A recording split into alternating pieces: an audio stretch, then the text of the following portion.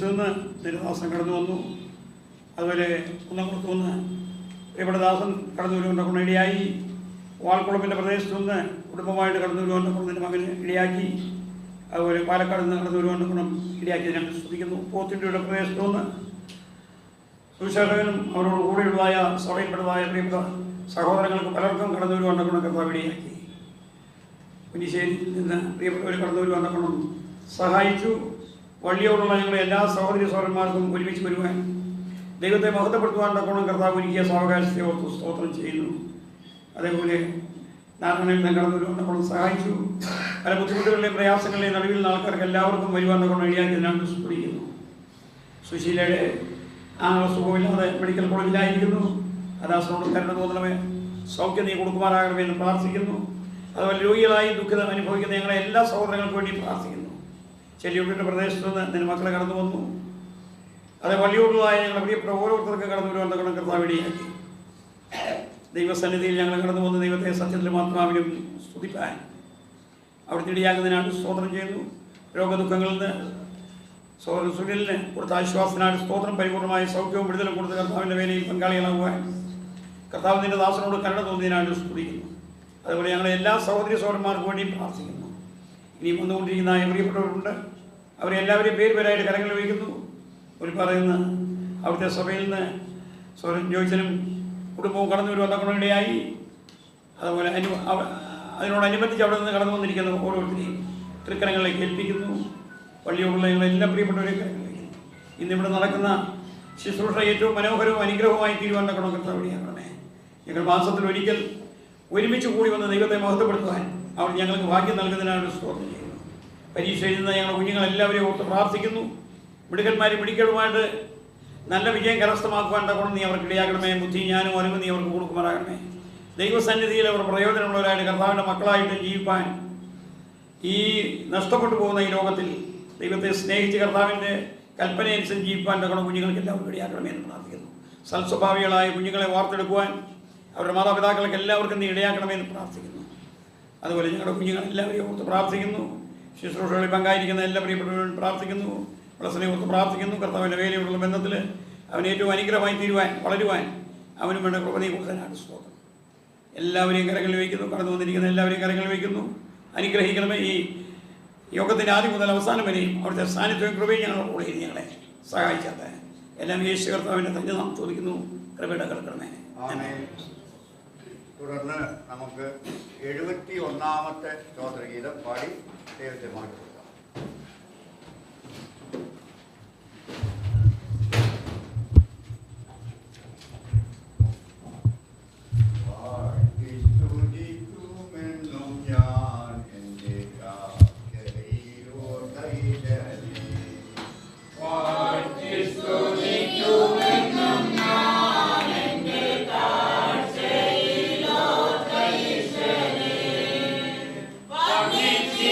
Amen.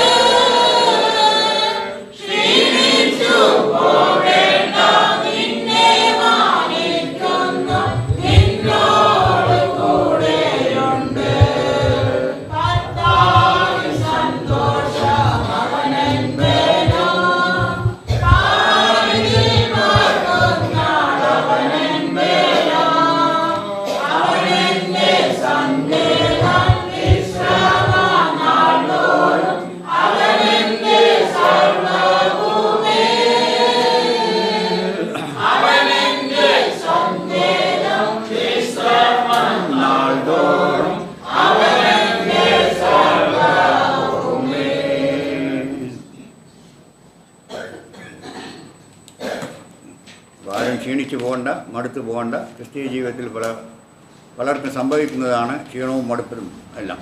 അപ്പോൾ അതെല്ലാം വേണ്ട, ദൈവം ഉണ്ട് മാറ്റിത്തരുന്നത്. ശരി, തുടർന്ന് നമുക്ക്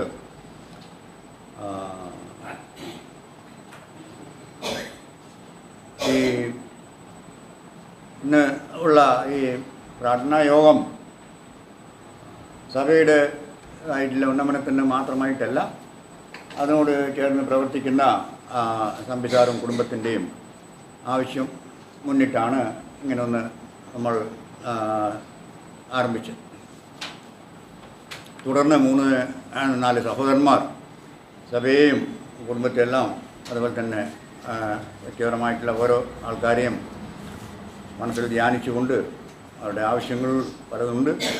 എന്നാൽ ആവശ്യങ്ങളെല്ലാം തന്നെ ദൈവസന്നിധിയിൽ എത്തിക്കാൻ വേണ്ടി എല്ലാവരും ശ്രമിക്കുക.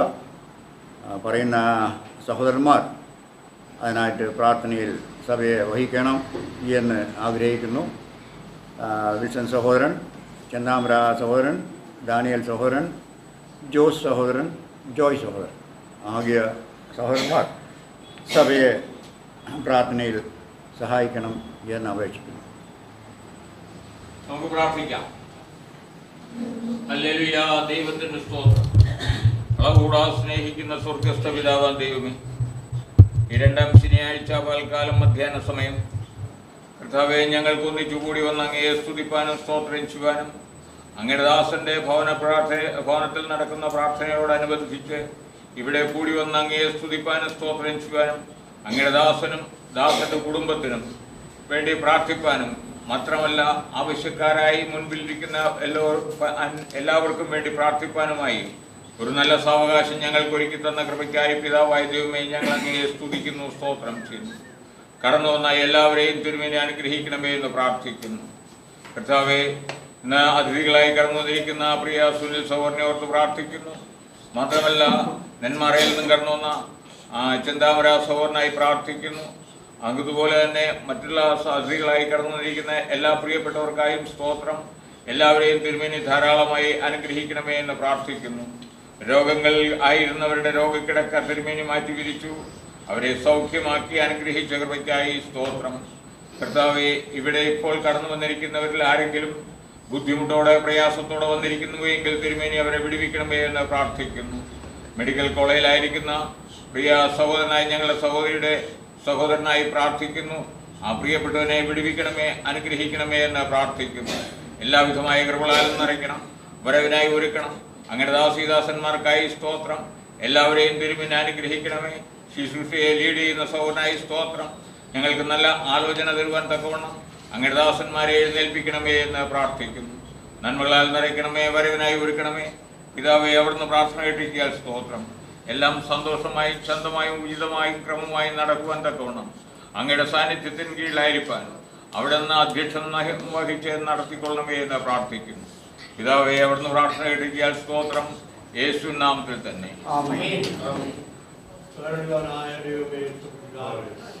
അനുഗ്രഹിക്കപ്പെട്ട സഹായത്തിനായി നന്ദിയോടെ ഞങ്ങൾക്ക് ഒരുമിച്ച് കർത്താവിനോട് കൂടി വരുവാൻ ദൈവം തന്ന കൃപയോർത്ത് നന്ദിയോടെ ഇരിക്കുന്നു.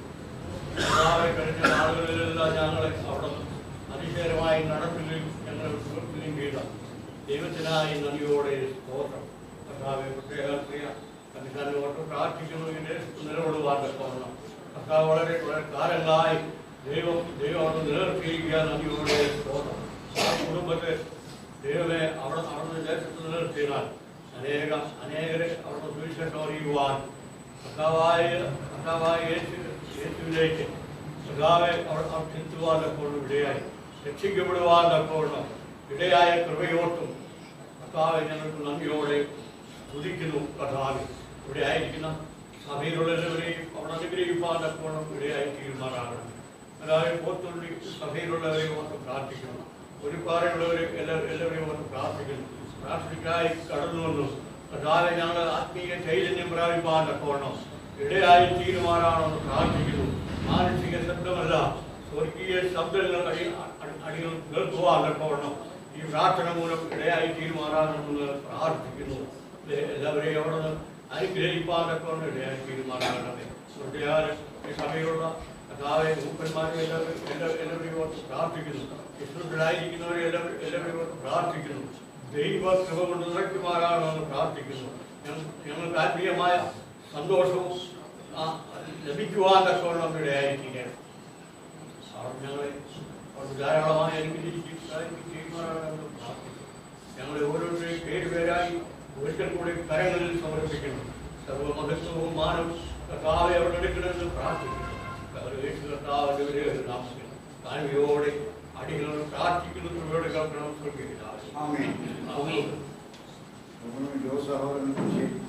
മഹാപരിശുദ്ധനായ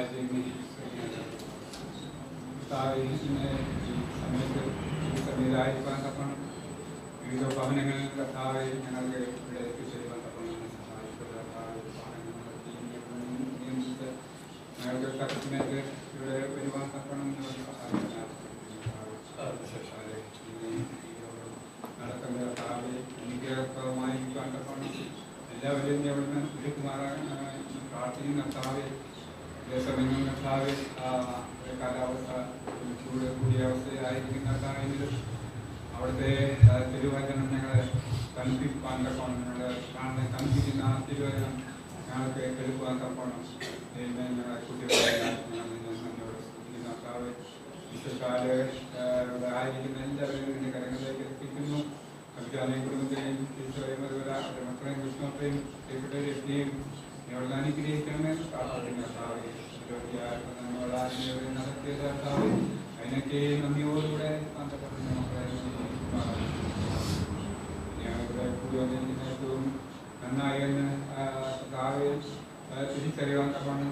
അവിടുന്ന് കർത്താവെ തിരുവചനം സംസാരിക്കാൻ തക്കണം. ദാസന്മാരെ ബലപ്പെടുത്തണമേ. പ്രാർത്ഥിക്കുന്ന കർത്താവെ ആവശ്യങ്ങളായിട്ടും വിധങ്ങളായിട്ടുള്ള ശാരീരികവും മനസ്സിലായിട്ടുള്ളതായും പ്രത്യേകമായിരിക്കുന്നവർക്ക് ഉണ്ടെങ്കിൽ കർത്താവിനെ അവിടുന്ന് ധൈര്യപ്പെടുത്തണമേ. അവരെ ആശ്വസിപ്പിക്കണമേ. പ്രാർത്ഥിക്കുന്ന കർത്താവെ സത്യങ്ങൾ അവരെ ഹൃദയത്തിൽ അവിടുന്ന് കർത്താവ് ആകുവാനും അത് പ്രവർത്തിയിൽ കൊണ്ടുവരുവാനും തക്കണം. നീ അവിടുന്ന് ഓരോരുത്തരെയും നീ അവിടുന്ന് വിളിക്കുമാറാകണമേ. പ്രാർത്ഥിക്കുന്ന കർത്താവെ സമയത്തായിരിക്കുമ്പോൾ കർത്താവ് വലിയ സന്തോഷം സമാധാനം അവിടുന്ന് പ്രാപിക്കാൻ തക്കണം. ഇന്നത്തെ ദിവസം നീ അവിടുന്ന് സഹായിക്കുന്നു.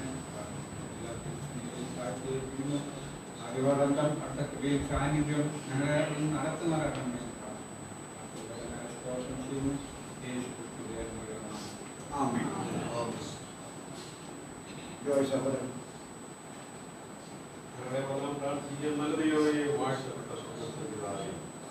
നാമത്തെ സ്തുതിക്കുന്നു, സ്തോത്രം ചെയ്യുന്നു. അനുഗ്രഹീതമായ കുറെ കാലം കർത്താവിന്റെ സന്നിധിയിലേക്ക് ചേർന്ന് വരുവാൻ വിവിധ ഭവനങ്ങളിൽ നിന്ന് കുടുംബങ്ങളായി വ്യക്തികളായി സഭകളായി ചിന്തത്തിലായിരിക്കാൻ തക്കോണം കുറക്കാലങ്ങളെ ഒരുക്കിയോ നന്ദിയോടെ സ്തോത്രം ചെയ്യുന്നു. ഞങ്ങളുടെ സന്നിധിയിലായിക്കട്ടെ. സന്നിധി ബഹുമാനെ മഹത്വപ്പെടുത്തുവാൻ ഞങ്ങളെല്ലാവരെയും സഹായിക്കണമേ. എല്ലാവരെയും കുടുംബങ്ങളായി സഹായിക്കണം. സഭകളായി അനുഗ്രഹിക്കണം. വേണ്ടതായിട്ടുള്ള സ്വർഗീയ ദാനം നൽകേണ്ടതിനായിട്ട് ഞങ്ങളോട് പ്രാർത്ഥിക്കുന്നു. അഭിജനായി ടീച്ചർക്കായി കുടുംബങ്ങൾക്കായി ക്രിസ്തുക്കൾക്കായി പ്രാർത്ഥിക്കുന്നു. വെല്ലുവിളിയും അനുഗ്രഹിക്കും സഹായിക്കും ചെയ്യണമേ. ആയിരുന്നതായ സ്ഥാനത്ത് ചെയ്യുവാൻ ജീവിപ്പാൻ പ്രിയപ്പെട്ടവരെല്ലാം സഹായിക്കുമെന്ന് പ്രാർത്ഥിക്കുന്നു. വർഷങ്ങളായി ദേശത്ത് പ്രവർത്തിപ്പാൻ തക്കവണ്ണം കർത്താവിന്റെ ഭൂതവാഹകനായി ദേശത്തോട് സുശേഷം അറിയിപ്പാൻ തക്കവണ്ണം കർത്താവ് അവിടെ ബലപ്പെടുത്തി സഹായിച്ചു. ടീച്ചറെ തുണയായിക്കൊണ്ട് ഇവരും പ്രോത്സാഹനോട് വേണ്ടി പ്രവർത്തിപ്പാൻ ഇവർ സാവകാശം എല്ലാവരെയും നന്നായി സഹായിക്കുന്നു. എല്ലാവരെയും അവരുടെ സമർപ്പിക്കാൻ ആവശ്യമായിട്ടുള്ള സ്വർഗീയ ദാനങ്ങളും നൽകണമേ. അതിലെ സകലാദ്യം നമ്മളാൽ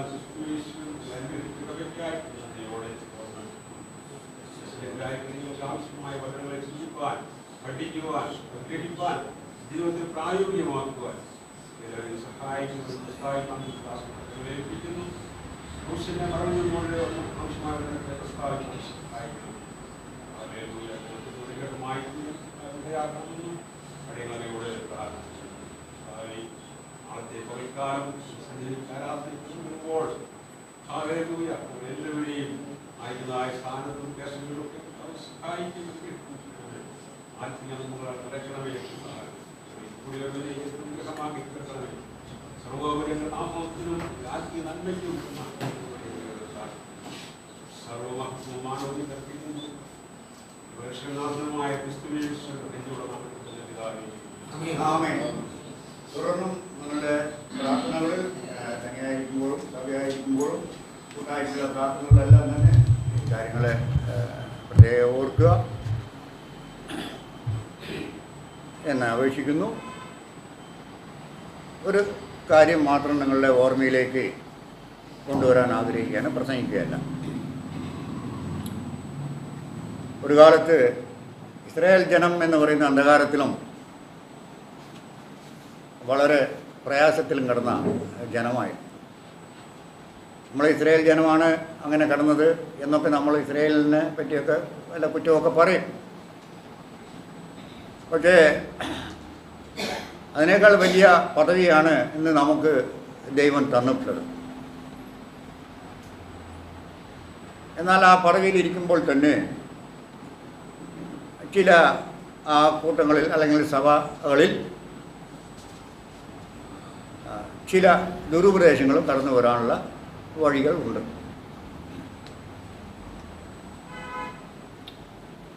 അതുപോലെ ഭക്തന്മാർ ആണ് എന്ന് അവകാശപ്പെടുന്നവർ തന്നെ മനുഷ്യനെ അല്ലെങ്കിൽ കൂടെയുള്ളവരെ തെറ്റിക്കാൻ വേണ്ടി നേരിട്ടല്ലെങ്കിലും വളഞ്ഞ വഴിയിലൂടെയെങ്കിലും ശ്രമിക്കും.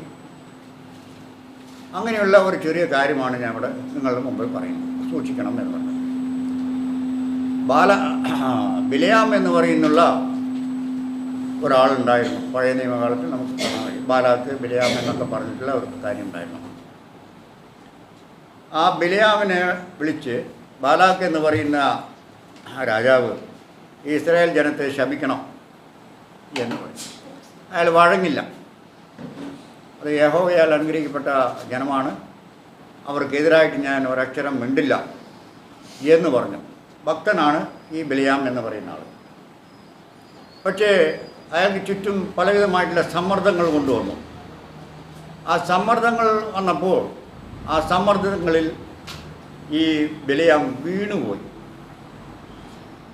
നേരിട്ടല്ലെങ്കിലും ഈ ജനത്തെ തോൽപ്പിക്കാൻ വേണ്ടി ഒരു ചെറിയ വഴിയും മൂപ്പർ പറഞ്ഞു കൊടുത്തു. ആ വഴി കൊടുത്തതോട് കൂടിയിട്ട് ഇസ്രായേൽ ജനം തല്ലിപ്പോയി. അത് നമ്മൾ വായിച്ചു നോക്കിയാൽ കാണാൻ അതിൻ്റെ മുഴുവൻ വിവരത്തിക്കൊന്നും പോകുന്നില്ല. സഹോദരന്മാർ ആരെങ്കിലും പ്രസംഗിച്ച സമയത്ത് അതിനെയൊക്കെ കുറിച്ച് പറയായിരിക്കുന്നു വിചാരിക്കുന്നു.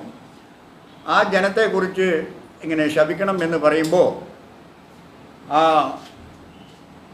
ബിലയാം പറയുന്ന ഒരു കാര്യമാണ്, അവർ അനുഗ്രഹിക്കപ്പെട്ടവർ ആകും. ഇസ്രായേൽ ജനം എന്ന് പറയുന്നത് അനുഗ്രഹിക്കപ്പെട്ടവരാണ് എന്ന് പറയും. അപ്പോൾ ഇവരെങ്ങനെയാണ് അങ്ങനെ ഒന്ന് മാറ്റിയെടുക്കുക, എന്തെങ്കിലും ഒരു കുണ്ടാമണ്ടി ചെയ്തിട്ട് വേണമല്ലോ ഇവരെ തമ്മിൽ തെറ്റിക്കാൻ എന്ന് പറഞ്ഞതായ സമയത്ത് വേറൊരു ചെറിയൊരു വാക്ക് അവിടെ ഒരു പണിയെടുത്ത് കൊടുക്കും. അതിൽ നമ്മൾ അടുത്ത അധ്യായം, ഇതിപ്പോൾ ഞാൻ പറഞ്ഞ 22-ാം അധ്യായത്തിലെ ഒരു വാക്യമാണ് പറഞ്ഞത്. ഇതിപ്പോൾ പറയാൻ പോകുന്നത് 23 സംഖ്യാപുസ്തകം 23-ാം അധ്യായത്തിലുള്ള ഒരു വാക്യമാണ്. അവിടെ പറയുന്നു, ഈ ഇസ്രായേൽ ജനം എന്ന് പറയുന്ന ജനം തനിച്ച് പാർക്കുന്ന ഒരു ജനമാണ്. അതിനോടൊപ്പം തന്നെ ഇവർ ജാതികളുടെ കൂട്ടത്തിൽ എണ്ണപ്പെടുന്നില്ല. അതായത് ഇവർ ജാതികൾ എന്ന് പറയുന്ന വിഭാഗവുമായിട്ട് ഒരിക്കലും ഒന്നു ചേർന്ന് ജീവിക്കാത്ത ആൾക്കാരാണ്. ഇവർ പ്രത്യേകമായിട്ടുള്ള ഒരു ജനമാണ്. നമ്മൾ അതിനേക്കാൾ ഒരു ഉയർന്ന പദവിയാണ് നമുക്ക് ദൈവം യേശുക്രിസ്തുവിലൂടെ തന്നത്, വിശുദ്ധ ജനം എന്ന് പറഞ്ഞിട്ട്. അവിടെ ദൈവത്തെ അനുഗ്രഹിക്കപ്പെട്ടവരാണ്, അവർ തനിയെ പാർക്കുന്ന ജനമാണ്, അവർ മറ്റുള്ള ജനങ്ങളുമായിട്ട് യാതൊരു സമ്പർക്കം വയ്ക്കാത്തവരാണ്, അവരോട് മിങ്കിൾ ചെയ്ത് ജീവിക്കാത്ത ആൾക്കാരാണ്. അങ്ങനെ പറഞ്ഞ ഒരു വലിയ കൂട്ടമായിരുന്നു ഇസ്രായേൽ ജനം. എന്നാൽ പുതിയ നിയമത്തിലേക്ക് നമ്മൾ കടന്നപ്പോൾ കർത്താവ് പറഞ്ഞു, നീ വിശുദ്ധ ജനമാണ് എന്ന് പറഞ്ഞു. ബാക്കി ഞാൻ പറയുന്നില്ല. നിങ്ങളുടെയൊക്കെ വിശുദ്ധത എത്രയുണ്ട് എന്നുള്ളത് നിങ്ങൾ തന്നെ കണക്കാക്കിക്കോളും. തുടർന്ന് നമുക്ക് ഇപ്പോൾ 134-ാമത്തെ സ്തോത്രഗീതം പാടാം. ആ പാടലിന് ശേഷം 3 സഹോദരന്മാർ ഇന്ന് നമ്മോട് സംസാരിക്കുന്നതായിരിക്കും. ഒന്ന് ആദ്യം കൃഷ്ണൻകുട്ടി സഹോദരൻ, 2 സുനിൽ സഹോദരൻ, 3 കെ വർഗീസ് സഹോദരൻ. ഇപ്പോൾ അതിനേക്കാളും ശ്രേഷ്ഠമായ മഹത് വ്യക്തികളും അതുപോലെ തന്നെ അധികമായിട്ട് അറിയുന്ന ആളുകളൊക്കെ ഇവിടെ ഉണ്ട്. അപ്പോൾ ദൈവനാമത്തിൽ ഇന്ന് പത്മസുന്ദർ സാറ് പറഞ്ഞു ഒരു വചനം പറയാൻ പറ്റുമെന്ന് ചോദിച്ചപ്പോൾ ഓക്കെ, സന്തോഷം. ദൈവം നമുക്ക് അനുവദിക്കുന്ന ആ നിമിഷങ്ങളെ നമ്മൾ ഒരിക്കലും തട്ടിക്കളയാൻ പാടില്ല. അത് ദൈവത്തിൻ്റെ വചനം പറയുമ്പോൾ വളരെ നമുക്ക് സന്തോഷമുള്ള ഒരു വാക്യമാണ് ഞാനിവിടെ ഇന്ന് പറയാൻ പോകുന്നത്. ദൈവം ഇന്ന് നമ്മളിവിടെ കൂട്ടിവരുത്തിയ ആ നിയോഗത്തിന് നന്ദി പറയുന്നു. പിന്നെ നമ്മൾ എന്താണോ ഉദ്ദേശിച്ചത് അതെല്ലാം ദൈവം നമ്മൾക്ക് ഇന്ന് നടത്തി തരട്ടെ. കുഞ്ഞുമക്കൾക്കായി പ്രാർത്ഥിക്കുന്നു. കടന്നു വന്ന സഹോദരിമാർക്കായി, സഹോദരന്മാർക്കായി, ദൈവദാസന്മാർക്കായി, മറ്റെല്ലാ സഭകൾക്കായി ഇന്ന് പ്രാർത്ഥിക്കുന്നു. പ്രത്യേകിച്ച് പോത്തുണ്ടി സഭയുടെ പേരിലും ചന്തച്ചൻ്റെ പേരിലൊക്കെ ഞങ്ങൾ ഇവിടെ നന്ദി അറിയിക്കുകയാണ്. ഞങ്ങൾക്കിങ്ങനെ ഒരു വേദി ഒരുക്കി തന്ന തമ്പി സാറിനോടും ടീച്ചറോടും മറ്റെല്ലാ ഭാരവാഹികളോടും പത്മസുന്ദർ സാറിനോടൊക്കെ ആദ്യം തന്നെ നന്ദി പറയുന്നു.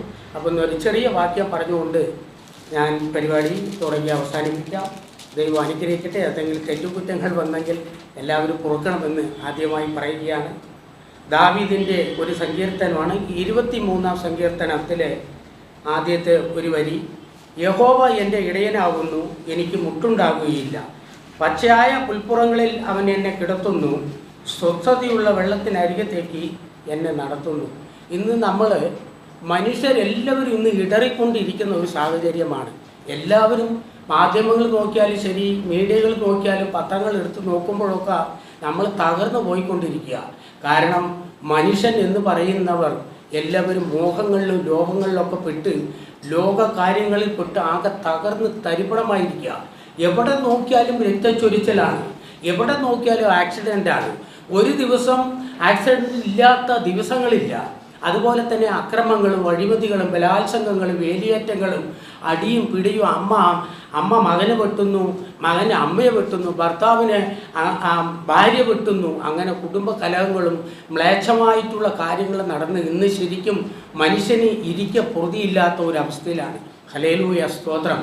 അപ്പോൾ നമ്മുടെ മനസ്സ് തകർന്നിരിക്കുന്നു, കുടുംബങ്ങൾ തകർന്നിരിക്കുന്നു, ലഹരി മാഫിയ അങ്ങനെ തുടങ്ങി പല പ്രവണതകളിലും പെട്ട് മനുഷ്യനും എല്ലാം എന്താ പറയുക ആകെ തകർന്നു പോയിരിക്കുന്ന ഈ സാഹചര്യത്തിൽ ഇവിടെ നമ്മൾക്ക് തകർന്നവരെ, അതുപോലെ നമ്മൾ ഏറ്റവും മോശമായവരെ, അത് ബാധിക്കപ്പെട്ടവരെ, നമ്മൾ ബലഹീനരായവരെയൊക്കെ ഇവിടെ നമ്മൾക്കൊരു താങ്ങും തണലുമായിട്ടൊരു അത്താണിയുണ്ട്.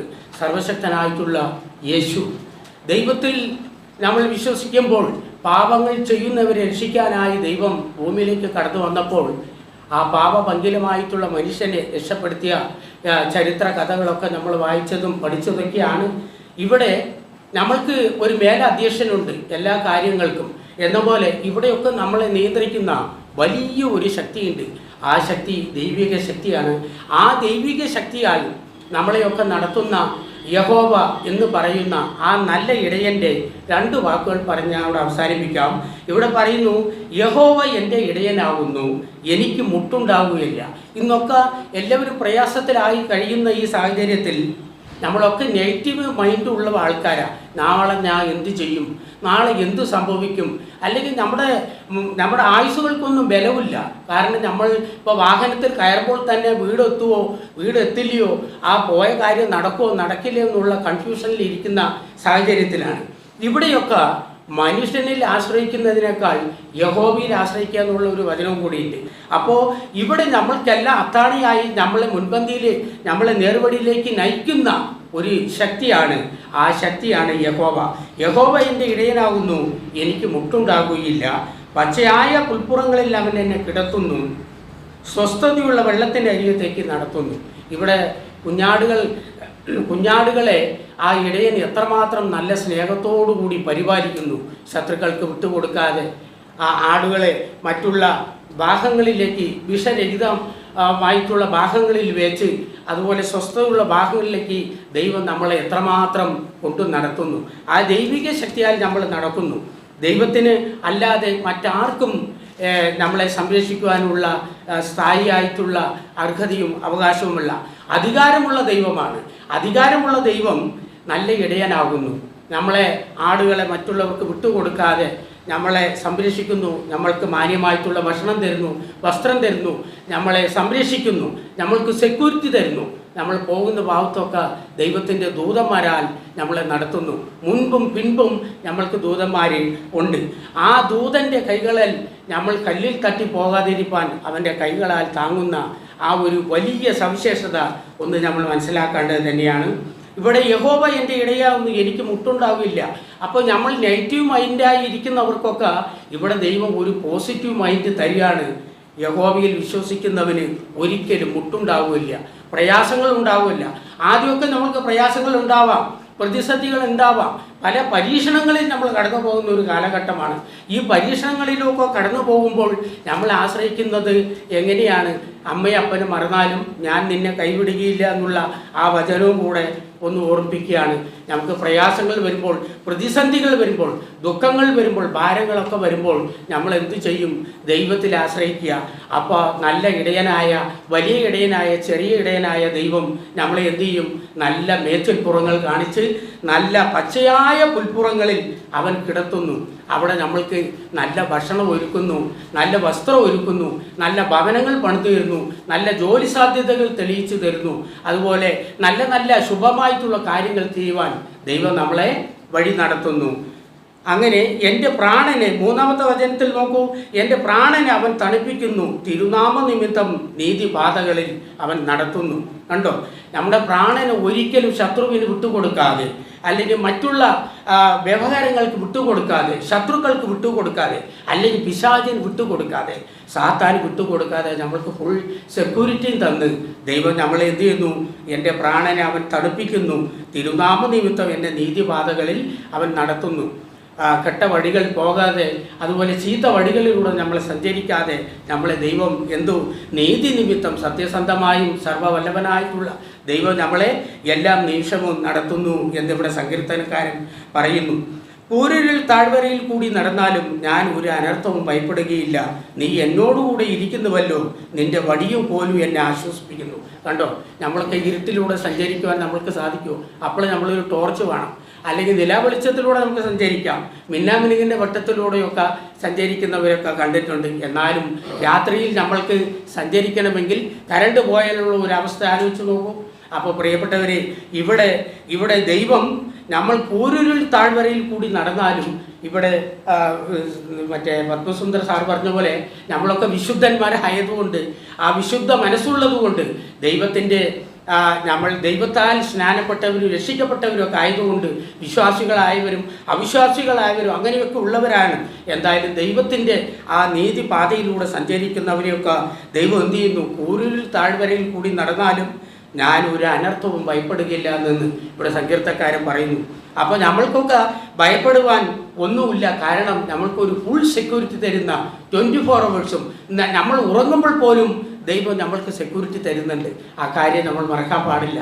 അപ്പോൾ നമ്മൾക്ക് ഏത് ഭാഗത്തും കൂടെ നടന്നാലും നമ്മൾക്ക് ഒരു അനർത്ഥവും ഭയപ്പെടുവാൻ ഇല്ല എന്നാണ് ഇവിടെ പറയുന്നത്. നീ എന്നോടുകൂടെ ഇരിക്കുന്നുവല്ലോ, നിന്റെ വടിയും കോലും എന്നെ ആശ്വസിപ്പിക്കുന്നു. അപ്പോൾ ദൈവത്തിൻ്റെ ആ വടിയും കോലും നമ്മൾക്ക് എത്രമാത്രം ബലം തരുന്നു, എത്ര ശക്തി തരുന്നു, നമ്മളെ എത്ര ശ്രേഷ്ഠമായ വഴിയിലൂടെ ദൈവം നടത്തുന്നു എന്നുള്ള കാര്യം നമ്മളിവിടെ ഓർമ്മിക്കേണ്ടതാണ്. അത് കഴിയുമ്പോൾ ദൈവം നമ്മൾക്ക് ഇത്രയും ഇങ്ങനെയൊക്കെ ഒരുക്കി നമ്മളെ നല്ല നേർവഴിയിൽ കൂടെ നടത്തുന്നു. അതോടൊപ്പം തന്നെ ഇവിടെ പറയുന്നു, എൻ്റെ ശത്രുക്കൾ കാണുക നീ എനിക്ക് വിരുന്നൊരുക്കുന്നു, എൻ്റെ തലയെ എണ്ണ കൊണ്ട് അഭിഷേകം ചെയ്യുന്നു. നമ്മളോട് ശത്രുക്കൾ കാണുക തന്നെ ദൈവം നമ്മൾക്ക് മേശ വിരുന്ന് ഒരുക്കി അവരുടെ മുൻപിൽ തന്നെ നമ്മളെ നല്ലവരായിട്ടും നല്ല ബഹുമാന പുരസ്കാരം ചില ഘട്ടങ്ങളിലൊക്കെ ഞാനൊക്കെ ഇവിടെ വന്ന് നിൽക്കുന്ന തന്നെ ദൈവത്തിൻ്റെ കൃപ കൊണ്ടാണ്. ഒരിക്കലും ഇങ്ങനെ ഒരു സ്റ്റേജിൽ സംസാരിക്കുവാൻ എനിക്ക് കിട്ടിയിട്ടില്ല. അപ്പോൾ ഇത് തന്നെ ഒരു വലിയ ഭാഗ്യമാണ്. അപ്പോൾ ദൈവത്തിൻ്റെ അഭിഷേകം കൊണ്ടായിരിക്കാം, ദൈവത്തിൻ്റെ കൃപ കൊണ്ടായിരിക്കാം, ദൈവത്തിൻ്റെ സ്നേഹം കൊണ്ടായിരിക്കാം എനിക്കിവിടെ വന്ന് ഇങ്ങനെ 2 വാക്ക് പറയുവാൻ ദൈവം അനുവദിച്ചത് എന്ന് ഞാൻ വിശ്വസിക്കുന്നു. കർത്താവിൻ്റെ നാമത്തിൽ, പരിശുദ്ധ ദൈവത്തിൻ്റെ നാമത്തിൽ, ഏകസത്യ ദൈവമായ സർവശക്തനായിട്ടുള്ള സർവവല്ലഭനായ നീതിമാനായ ആ ദൈവം നമ്മളെ നടത്തുന്ന വഴികളെ ഓർത്ത് നമ്മൾ ഒരിക്കലും വഴിതെറ്റി പോകരുത്. യഹോവ നമ്മളെ മേയ്ക്കുന്നു, നമ്മൾ കുഞ്ഞാടുകളാണ്. ദൈവം നമ്മളെ മേയ്ക്കുമ്പോൾ നല്ല ഇടയനായി, വലിയ ഇടയനായി അവൻ നമ്മളെ മേയ്ക്കുമ്പോൾ നമ്മൾ വഴിതെറ്റി പോകാതെ, ഇടം വലം തെറ്റിപ്പോകാതെ നമ്മൾ സ്വർഗസ്ഥനായിട്ടുള്ള പിതാവിൻ്റെ പുത്രനായ ദൈവത്തിൻ്റെ വലതുഭാഗത്തിരുന്ന് നമ്മൾക്ക് അധികാരം നടത്തുകയാണ്. കണ്ടോ, ദൈവത്തിൻ്റെ വലതുഭാഗത്ത് ഇരിക്കുന്ന ആ ദൈവം നമ്മളെ എത്രമാത്രം നോക്കി കാണുന്നു. ഇവിടെയൊക്കെ പല ക്യാമറകളൊക്കെ ഉണ്ട്, CC ക്യാമറകളും ചുറ്റുമുണ്ട്. പക്ഷേ മുകളിൽ സ്വർഗസ്ഥനായിട്ടുള്ള പിതാവിൻ്റെ ആ വലിയ ക്യാമറയിൽ നമ്മൾ കാണിക്കുന്ന എല്ലാ പേക്കൂത്തുകൾക്കും, നമ്മൾ ചെയ്യുന്ന തെറ്റുകൾക്കും കുറ്റങ്ങളൊക്കെ ആ വലിയ ക്യാമറയിൽ പതിയും. പക്ഷേ അങ്ങനെ പതിഞ്ഞാലും നമ്മളെ ദൈവം എന്ത് ചെയ്യുന്നു? സംരക്ഷിക്കുന്നു. അപ്പോൾ ആ സംരക്ഷിക്കുന്ന ദൈവം നമ്മൾക്ക് സ്വർഗത്തിലേക്ക് നമ്മൾക്ക് വഴിയൊരുക്കും. നമ്മൾ ദൈവത്തിൻ്റെ വഴിയിലൂടെ സഞ്ചരിക്കുമ്പോൾ, ദൈവത്തിൻ്റെ സ്നേഹം നമ്മൾ നുകരുമ്പോൾ, ദൈവത്തിൻ്റെ സ്നേഹവും വചനവും നമ്മൾ നുകരുമ്പോൾ, ദൈവത്തിൻ്റെ ആ വഴിയിലൂടെ സഞ്ചരിക്കുമ്പോൾ എത്ര ശ്രേഷ്ഠമാണെന്ന് നാം ഇന്ന് ഓർക്കേണ്ട ദിവസമാണ്. എല്ലായ്പ്പോഴും ഓർക്കുന്നതും നല്ലത് തന്നെയാണ്. അപ്പോൾ ദൈവത്തിൻ്റെ വഴിയിലൂടെ എല്ലാവരും പോകട്ടെ എന്ന് പറയുകയാണ്. അപ്പോൾ ദൈവത്തിൻ്റെ ആ ശ്രേഷ്ഠമായ വഴിയിലൂടെ നമ്മൾ പോകുമ്പോൾ അവൻ നമ്മുടെ പ്രാണനെ തണുപ്പിക്കുന്നു. പച്ചയായ പുൽപ്പുറങ്ങളിൽ അവൻ നമ്മളെ കിടത്തുന്നു. നമ്മൾക്ക് ദാഹം ഉള്ള ഭാഗത്തേക്ക് നമുക്ക് ദാഹിച്ച് വരുമ്പോൾ നമ്മൾ എന്ത് ചെയ്യും? യാത്ര ചെയ്തൊക്കെ വരുമ്പോൾ ഒരു തണ്ണിമത്തൻ ജ്യൂസോ ഒരു സർവത്തോ കിട്ടുമ്പോൾ നമ്മൾ ആ ദാഹം തീർക്കുന്നില്ല. അപ്പോൾ നമ്മൾക്ക് എത്ര ആശ്വാസമാണ്. എന്ന പോലെ ദൈവം നമ്മളെ എന്തു ചെയ്യും? നമുക്ക് നമ്മുടെ പ്രാണനെ സ്വസ്ഥതയുള്ള ഭാഗത്തിലേക്ക്, സ്വസ്ഥതയുള്ള വെള്ളത്തിനരികത്തേക്ക് നമ്മളെ നടത്തിക്കൊണ്ടുപോയി നല്ല ദാഹം നമ്മളോട് മാറ്റുന്നു. ആ ദാഹജലം കുടിക്കുമ്പോൾ ഒക്കെ നമ്മൾക്ക് ഇനി അതിൽ പറയും, വേറൊരു വാക്യത്തിൽ പറയുന്നു, ഈ ദാഹജലം കുടിക്കുന്നവന് ഇനി ഒരിക്കലും ദാഹിക്കുകയില്ല. അങ്ങനെ പറയുന്ന വാക്യങ്ങളൊക്കെ ഉണ്ട്. അപ്പോൾ ദൈവത്തിൻ്റെ യഹോവയാകുന്ന നല്ല ഇടയൻ നമ്മളെ എപ്പോഴും മേയ്ക്കുന്നുണ്ട്, നമ്മളെ എപ്പോഴും സംരക്ഷിക്കുന്നുണ്ട്, നമ്മളെ എപ്പോഴും നോക്കിക്കാണുന്ന ഒരു ദൈവം നമ്മൾക്ക് ചുറ്റിലുമുണ്ട്. നമ്മളെ കുഞ്ഞുമക്കളായിക്കോട്ടെ, വയോജനങ്ങളായിക്കോട്ടെ, ആബാലവൃദ്ധ ജനങ്ങളെ, എല്ലാ മനുഷ്യരാശിയും നോക്കുന്ന ഒരു പ്രഗത്ഭനായിട്ടുള്ള ആ ദൈവം ഉണ്ടെന്നുള്ള കാര്യം സത്യമാണ്. ആ വഴിയിൽ നിന്നല്ല നമ്മൾ ഇടറിപ്പോകാതെ, ആ വഴിയിൽ നിന്നല്ല നമ്മൾ തെറ്റിപ്പോകാതെ നല്ല ഇടയനായ ദൈവം നമ്മളെ മേയ്ക്കുന്നുണ്ട്. നമ്മൾക്ക് നല്ലൊരു ശ്രേഷ്ഠമായ ഒരു നമ്മളോട് രാജാവുണ്ട്. നമ്മൾക്കൊക്കെ രാജാവുണ്ട്. ഇപ്പോൾ നമ്മുടെ രാജ്യത്ത് പ്രധാനമന്ത്രിയാണ്, അമേരിക്കയിൽ പ്രസിഡൻ്റാണ്. അവരൊക്കെ ഉണ്ടെങ്കിലും അതിനേക്കാളും മുൻപന്തിയിൽ ഏറ്റവും ലോകത്തിൻ്റെ രാജാവായ യഹൂദ രാജ്യത്തിലെ സുഖമായ യേശു കർത്താവ് നമ്മളെ പരിപാലിക്കുന്നുണ്ട്. ഈ പകൽക്കാലം നമ്മളെ ഏവരെയും പരിപാലിക്കട്ടെ, നമ്മളെ കുടുംബങ്ങളെ പരിപാലിക്കട്ടെ, നമ്മുടെ കുഞ്ഞുമക്കളെ പരിപാലിക്കട്ടെ. നല്ല ഇടയനായി നല്ല മേച്ചിൽപ്പുറങ്ങൾ കാണിച്ചു തന്ന് നമ്മുടെ പ്രാണനെ സംരക്ഷിക്കുന്ന, നമ്മുടെ ജീവനും സ്വത്തിനും ഹാനി വരാതെ സംരക്ഷിക്കുന്ന ഒരു ദൈവം ഉണ്ട് എന്നുള്ള കാര്യത്തിൽ ഒരു സത്യവുമില്ല. സുശീലമ്മ എപ്പോഴും ഞങ്ങളുടെ ആലയത്തിൽ വന്ന് പ്രാർത്ഥിക്കുന്നതാണ്, നമ്മുടെ ആലയത്തിൽ. അപ്പോൾ അവരുടെ ആങ്ങളയെ നിമിഷ നേരം കൊണ്ടാണ് ആനയിൽ നിന്നും ദൈവം സംരക്ഷിച്ചത്. ആന തൊട്ട് കഴിഞ്ഞാൽ എന്തായിരിക്കും? അദ്ദേഹത്തിന് ഇന്ന് സംഭവിച്ച ജീവനുണ്ട്. പക്ഷേ വലിയ പരിക്കുകൾ ഇല്ലെങ്കിലും ദൈവം അതിൽ നിന്നൊക്കെ വിടിവിച്ചു. ജീവഹാനി വരാതെ ദൈവം ഈ പളനിസ്വാമി എന്ന് പറയാം ആ വ്യക്തിയെ രക്ഷിച്ചിരിക്കുകയാണ്. ഇവിടെ പറയുന്നു, എൻ്റെ പ്രാണനെ അവൻ തണുപ്പിക്കുകയാണ് ചെയ്യുന്നത്, ഒരിക്കലും പ്രാണനെ ദൈവം നശിപ്പിക്കുന്നില്ല എന്നുകൂടി പറഞ്ഞുകൊണ്ട് നിർത്തുന്നു. ദൈവം ഇന്ന് പകൽക്കാലം നല്ല ഇടയനായി, വലിയ ഇടയനായി, ശ്രേഷ്ഠനായിട്ടുള്ള യേശു രാജാവ് നമ്മളെ സംരക്ഷിക്കട്ടെ, നമ്മൾക്ക് എല്ലാവിധ ദീർഘായുസ് കൊണ്ട് പൊതിയട്ടെ എന്ന് പറയുന്നു. ദൈവത്തിൻ്റെ മഹത്വപ്പെടുത്തുന്ന ഒരു വചനത്തിലെ 90-ാം സങ്കീർത്തനത്തിൽ പറയുന്നു. ഇപ്പോൾ നമ്മൾക്ക് 90-ാം സങ്കീർത്തനത്തിൽ ദൈവത്തിൻ്റെ കൃപ പറയും. 91-ാം സങ്കീർത്തനത്തിൽ നിൻ്റെ എല്ലാ വഴികളിലും നിന്നെ കാക്കേണ്ടതിന് അവൻ നിന്നെക്കുറിച്ച് തൻ്റെ ദൂതന്മാരോട് കൽപ്പിക്കും എന്ന് പറയുന്നു. 91:11 ഇവിടെ നമ്മളെയൊക്കെ ദൂതന്മാരുടെ കൈകളിൽ ഏൽപ്പിക്കുന്നുണ്ട് ദൈവം. കണ്ടില്ലേ? അത് കാരണമാണ് നമ്മൾക്ക് ഒന്നും സംഭവിക്കാതെ ആനയുടെ മുൻപിൽ പോയാലും സിംഹത്തിന്മേൽ മുൻപിൽ പെട്ടാലും ഇന്നൊക്കെ പുലിയൊക്കെ പിടിച്ചു കൊണ്ടുപോകുന്ന കാലഘട്ടമാണ്. പുലി വരുന്നു, സിംഹം വരുന്നു, കടുവ വരുന്നു, കാട്ടുപോത്ത് വരുന്നു, എന്തൊക്കെ വരുന്നു, കരടി വരുന്നു. അവരുടെ മുൻപിലൊന്നും നമ്മൾ പോയി പെടാറില്ല. നമ്മൾ പോയി പെട്ടാലും അവിടെ സംരക്ഷിക്കുന്ന ഒരു ദൈവം, നല്ല ഇടയൻ, അവിടെ ദൈവത്തിൻ്റെ ആ വടിയും കോലും നമ്മൾക്ക് സെക്യൂരിറ്റിയായി ഉണ്ടെന്നുള്ള കാര്യം ഇന്ന് പകൽക്കാലം നിങ്ങൾ ഓർപ്പിക്കുകയാണ്. ഇവിടെ നിന്റെ കാൽ കല്ലിൽ തട്ടി പോകാതിരിക്കേണ്ടതിന് അവർ നിന്നെ കൈകളിൽ വഹിച്ചുകൊള്ളും. ഇന്ന് പകൽക്കാലം നമ്മളെയെല്ലാം ദൈവത്തിൻ്റെ ദൂതന്മാർ വഹിച്ചുകൊള്ളട്ടെ. നമ്മളുടെ കുടുംബത്തിനും നമ്മുടെ സ്വത്തുക്കൾക്കും അല്ലെങ്കിൽ നമ്മളുടെ വിദ്യാഭ്യാസപരമായിട്ടുള്ള കാര്യങ്ങൾക്കും എനിവേ നമ്മൾ ഉദ്ദേശിക്കുന്ന എല്ലാ കാര്യങ്ങളിലും ദൈവം നമ്മളെ നടത്തട്ടെ. ദൈവം നല്ല ഇടയനായി, വലിയ ഇടയനായി, ചെറിയ ഇടയനായി ഈ കാണുന്ന എല്ലാ കുഞ്ഞാടുകളെയും സംരക്ഷിക്കുവാൻ ഇടയായി തീരട്ടെ എന്ന് മാത്രം പറഞ്ഞുകൊണ്ട് ദൈവനാമത്തിൽ നിർത്തുന്നു. പിതാവിൻ്റെയും പുത്രൻ്റെയും പരിശുദ്ധാത്മാവിൻ്റെയും നാമത്തിൽ തന്നെ ആമേൻ. ഹല്ലേലൂയ. ദൈവനാമത്തിന് മഹത്വമുണ്ടാകട്ടെ. എന്നെ പരിചയമുള്ളവരാണ് പലരും ഇവിടെ ഉള്ളത്. എന്നാൽ എൻ്റെ കണ്ണിന് ഒരു കാഴ്ചക്കുറവ് വന്നിട്ടുണ്ട്. കാരണം കഴിഞ്ഞ 2024 മെയ് മാസം 16-ാം തീയതി കോഴിക്കോട് നിന്നുള്ള കൺവെൻഷൻ കഴിഞ്ഞ് വന്നതിന് ശേഷം 17-ാം തീയതി രാത്രിയിൽ എൻ്റെ മട്ടെല്ലാം മാറി ഉറങ്ങാനും ഇരിക്കാനും കിടക്കാനും നിൽക്കാനും കഴിയാത്തതായ ഒരു അവസ്ഥ വന്നു. അപ്പോൾ തന്നെ രാത്രി 2 മണിക്ക് ഡോക്ടറെ അടുത്ത് കൊണ്ടുപോയി 2 ഇഞ്ചക്ഷൻ അടിച്ചുകൊണ്ട് വീട്ടിൽ കൊണ്ട് കിടത്തി.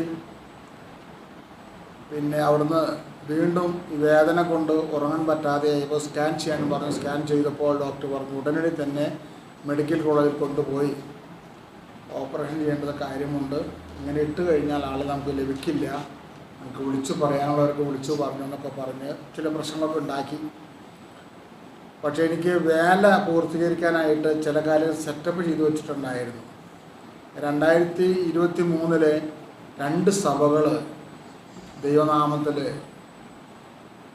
ഉണ്ടാക്കുവാനിടയായിത്തീർന്നു. ഒന്ന് പാലാങ്കര എന്ന് പറഞ്ഞ മലപ്പുറം ജില്ലയിലൊരു സ്ഥലത്തും, രണ്ടാമത്തെ ചർച്ച് എരുമാട്, അതായത് നീലഗിരി സ്റ്റേറ്റ്, തമിഴ്നാട്ടിലെ നീലഗിരി സ്റ്റേറ്റിലെ എരുമാട് എന്ന സ്ഥലത്ത് ബത്തേരിക്ക് ജസ്റ്റ് സ്ഥലം, അവിടെയും സഭകൾ രൂപീകരിച്ച് ഈ എരുമാട് സഭയിലുള്ള വിശ്വാസികളെ കുറിച്ച് കേൾക്കുമ്പോൾ നമുക്കെല്ലാവർക്കും വളരെ പ്രയാസം തോന്നും. ചെന്ന് കാണുന്നവരാണെങ്കിൽ അവർക്ക് എന്തെങ്കിലും കൊടുത്തിട്ടേ പോരത്തുള്ളൂ. 85 വിശ്വാസികളുണ്ട്, ആദിവാസികളാണ്.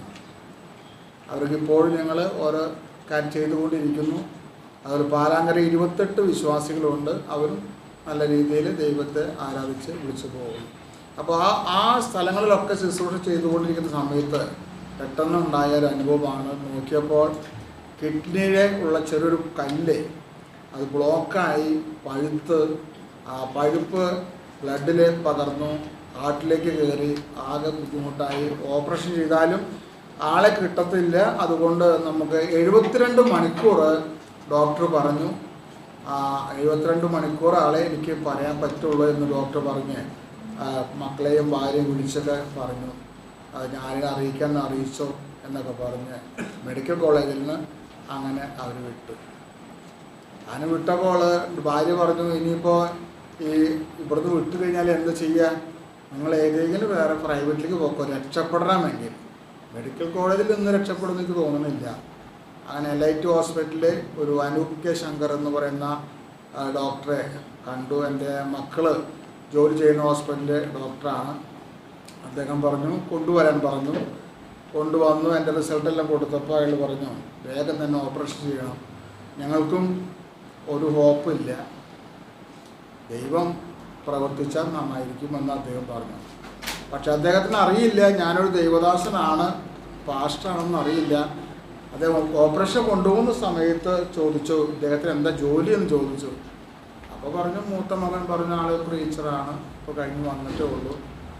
അപ്പം ഇനി കീഴ്പൊട്ടേക്ക് നോക്കണ്ട, മുകളിലേക്ക് നോക്കിയാൽ മതി എന്ന് പറഞ്ഞു എന്നോട്. അങ്ങനെ 7 മണിക്ക് 22-ാം തീയതി LIT ഹോസ്പിറ്റലിൽ രാത്രി 7 മണിക്ക് ഓപ്പറേഷൻ കയറ്റി. 11 മണി വരെ ഓപ്പറേഷൻ ചെയ്ത് 11 മണിക്ക് ഓപ്പറേഷൻ കഴിഞ്ഞ് ICUവിൽ കിടത്തി. അവിടുന്ന് 3 ദിവസം കഴിഞ്ഞിട്ട് രക്ഷപ്പെടും എന്നുള്ളത് ഉറപ്പൊന്നുമില്ല. ഭാര്യയോടും മക്കളും പറഞ്ഞു നിങ്ങൾ വീട്ടിൽ പോക്കോ, ഇവിടെ ഞങ്ങൾ നോക്കിക്കോളാം, ആരും കാണിക്കത്തില്ല, വെറുതെ നിന്നിട്ട് കാര്യമില്ല എന്നൊക്കെ പറഞ്ഞ് അവരുടെ ഭാഗം ഒരു ഭയപ്പെടുത്തലൊക്കെ ഉണ്ടായി. എങ്കിലും കർത്താവ് പറയുകയാണെങ്കിൽ ശരിക്കും പറയുകയാണെങ്കിൽ എനിക്ക് ഈ 2023 വരെ ദൈവം എനിക്ക് എന്ത് അത്ഭുതം ചെയ്തിട്ടാണ്, എന്ത് കാര്യത്തിലാണ് നമ്മൾ വിശ്വാസി വന്നത് എന്ന് പറയുന്നത് സാക്ഷ്യമില്ല. കാരണം ഞാൻ വിശ്വാസിയായ മാതാപിതാവിൻ്റെ മകനായി ജനിച്ചു വന്നു. അവർ നടന്ന വഴിയിലൂടെ സഞ്ചരിച്ചു. അവർ വിശ്വാസിയായി സ്നാനമെടുത്തു, അങ്ങനെ ബൈബിൾ കോളേജിൽ പഠിച്ചു, പ്രാർത്ഥിച്ചു, അങ്ങനെ മുന്നോട്ട് പോകുന്ന ഒരു സാക്ഷ്യം എനിക്കൊരു വിടുതലിന് സാക്ഷ്യം പറയാനായിട്ട് അനുഭവം ഉണ്ടായിരുന്നില്ല. 2023 അവിടുന്ന് പിന്നെ 24 മെയ് മാസം 22-ാം തീയതി എനിക്കൊരു അത്ഭുതം പറയാനായിട്ട് ഇടയായി തീർന്നു. കാരണം 1:30 മണി നേരത്ത്, എനിക്ക് ഓർമ്മ 11 മണിക്ക് വന്നു, 1:30 മണി നേരത്തെ എൻ്റെ നെഞ്ചത്ത് വലിയൊരു ഐസ് കട്ട വെച്ച ഒരു തണുപ്പ്. ആ തണുപ്പ് ഞാൻ കണ്ടപ്പോൾ ഞാൻ പെട്ടെന്ന് ഐസ് കൂടെ എനിക്ക് ഭയങ്കര ഭയമുണ്ട്. കാരണം അടുത്തുള്ളതൊക്കെ മരിച്ചിട്ട് കൊണ്ടുപോകുന്നൊക്കെ ഞാൻ കണ്ടുകൊണ്ട് എടുക്കുക. അപ്പോൾ ഒരു ഭയം. ഞാൻ നോക്കിയപ്പോൾ ഒരു കൈ എൻ്റെ നെഞ്ചത്ത് ഇങ്ങനെ അമർത്തി വെച്ച് ഒരാൾ നിൽക്കുന്നു. അപ്പോൾ ഞാൻ വിചാരിച്ചു ആരാണാവോ. പെട്ടെന്ന് ഞാൻ കണ്ണടച്ചു പേടിച്ചിട്ട്. അവിടുന്ന് കുറച്ച് കഴിഞ്ഞപ്പോൾ ആ ഭാരം മാറി. അപ്പോൾ ഞാൻ നേഴ്സിനെ വിളിച്ച് ചോദിച്ചു ആരാണ് ഇപ്പോൾ വന്നതെന്ന് ചോദിച്ചപ്പോൾ പറഞ്ഞു അച്ഛൻ മിണ്ടാതെ കിടന്നു, ഒരു കുഴപ്പമില്ല, ആരും വന്നിട്ടില്ല എന്ന് പറഞ്ഞു. അവിടുന്ന് കുറച്ച് വീണ്ടും ഒരു ഭാരം എൻ്റെ ഹൃദയത്തിൽ വന്നു. അപ്പോൾ ഒന്ന് കണ്ണൂർ നോക്കിയപ്പോൾ ഒരു ആൾ അവിടെ നിന്ന് പ്രാർത്ഥിക്കുന്നു. അവരെ കൈയും മാറി. കുറച്ച് കഴിഞ്ഞ് ഞാൻ ചോദിച്ചു ഇതാരാ വന്ന് ഇവിടെ വന്നിട്ടുണ്ടല്ലോ എന്ന് ചോദിച്ചു. പറഞ്ഞു ഇപ്പോൾ വന്നത് അച്ഛൻ്റെ ഭാര്യയാണ്, അച്ഛൻ്റെ ഭാര്യ വന്ന് പ്രാർത്ഥിച്ച് പോയതാണ്, ഇനി ഭാര്യ ഇനി 3 ദിവസം കഴിയാതെ കാണാൻ പറ്റില്ലല്ലോ, അത് വന്ന് പോയതാണെന്ന് പറഞ്ഞു. അങ്ങനെ ആ രാത്രിയിൽ എനിക്കൊരു അത്ഭുതം എന്ന് പറയാൻ കാരണം, എനിക്ക് എൻ്റെ വിശ്വസിക്കുന്ന ദൈവമക്കളുമായുള്ള കാരണം, എൻ്റെ കർത്താവ് എൻ്റെ അടുക്കൽ വന്ന് എന്നെ തൊട്ട് സൗഖ്യമാക്കിയത് കൊണ്ട് ഇന്ന് നിങ്ങളുടെ മുമ്പിൽ നിൽപ്പാൻ കർത്താവിനെ സഹായിച്ചു. എനിക്ക് പറയാമെന്ന് എനിക്ക് വിഷമമുണ്ട്. പെട്ടിയിൽ കെടുത്തുവാനായിട്ടുള്ള ഡ്രസ്സൊക്കെ മേടിച്ചു വെച്ചു. ആ ഷർട്ട് ഇട്ട് വരുന്നത് വിചാരിച്ചിരുന്നു. പക്ഷെ അത് കഴിഞ്ഞ ആഴ്ച സ്ഥലത്ത് എടുത്തു വന്നു, അതുകൊണ്ട് ഞാൻ ഇട്ടില്ല. ഞാൻ പറഞ്ഞൊരു കാര്യം, അതുപോലും മേടിച്ചു വെച്ച് എനിക്ക് ഒരുക്കി, ടാർപ്പായി കെട്ടാനുള്ള സഹായങ്ങൾ നോക്കി, അത് ഫ്രീസർ കൊണ്ടുവയ്ക്കാൻ ആൾക്കാർ നോക്കി, എല്ലാം ചെയ്തു. ഷർട്ടും പാൻ്റ് അടക്കം ഓക്കെ ആയി. ഷർട്ട് ഞാൻ കഴിഞ്ഞ ആഴ്ചയിൽ ഞായറാഴ്ച ഇന്നൊരു വീട്ടിലേക്ക് ഒരു മീറ്റിംഗ് കൊണ്ടുപോയപ്പോൾ അന്ന് അവിടേക്ക് ഇട്ട് ഞാൻ പോയി. ഞാൻ പറഞ്ഞതിൻ്റെ കാര്യം അതെല്ലാം ഒരുക്കി വെച്ചു. പക്ഷെ കർത്താവ് തൻ്റെ മക്കളുടെ പ്രാർത്ഥന കേട്ട് എനിക്ക് ഇവിടെ വരുവാനായിട്ട് അവസരം കിട്ടിയത്, എൻ്റെ സഹോദരൻ്റെ മകളെ ഈ ഭാഗത്തേക്ക് വിവാഹം കഴിച്ച് അയക്കുന്നുണ്ട്. അവളെ എൻജിനീയറാണ് എറണാകുളത്ത്. ഇവിടുത്തെ ആളുടെ പേര് പൗലോസ് എന്നാണ്. അവർക്ക് 2 മക്കളാണുള്ളത്. ഒരു മകളെ വിവാഹം കഴിച്ചു കൊടുത്തു മൂവാറ്റുപുഴയ്ക്ക്. മകൻ UK വർക്ക് ചെയ്യുന്നത് എന്നൊക്കെ പറഞ്ഞു. അപ്പോൾ ഞാൻ തമ്പി സാറിനെ വിളിച്ചിട്ട് കാലം കുറേയായി. കാരണം വെച്ചാൽ ആരും അന്വേഷണം ഏതാണ്ടൊക്കെ നമ്മുടെ പത്മസുന്ദർ സാറും വിളിച്ചു തന്നെ. അപ്പം ഞാൻ പറഞ്ഞു ഇങ്ങനെ കിടപ്പാണ്, ആരെയും കാണിക്കുന്നില്ല, എനിക്ക് പുറത്തേക്ക് പോകാൻ പാടില്ല, ആരും എന്നെ കാണാനും പറയാൻ പാടില്ല, അവസ്ഥയിലാണ് എന്നൊക്കെ പറഞ്ഞു. അപ്പോൾ തുടർന്ന് തമ്പി സാർ വിളിച്ചപ്പോൾ തമ്പി സാർ പറഞ്ഞു ഞാൻ അറിയില്ല, ആരെന്ന് അറിഞ്ഞുകൂടാ, ഒരു ദിവസം വായോ എന്ന് പറഞ്ഞു. ഒറ്റയ്ക്ക് വരാനായിട്ട് യാത്ര ചെയ്യാൻ പറ്റില്ല, എൻ്റെ കൂടെ ഒരാൾ വേണം. പക്ഷെ ഇന്ന് ദൈവം അത്ഭുതമാണ് ചെയ്തത്. ഒറ്റയ്ക്ക് ഞാൻ യാത്ര ചെയ്ത് ഇവിടെ വന്നു.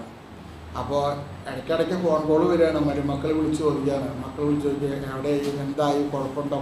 അപ്പോൾ തമ്പി സാറ് ഞാൻ പറഞ്ഞു മിഠായി വാങ്ങിച്ച് വെച്ചോളോ, കാരണം ഷുഗർ കുറയുക. ഷുഗർ ഇങ്ങനെ 38, 40, 60.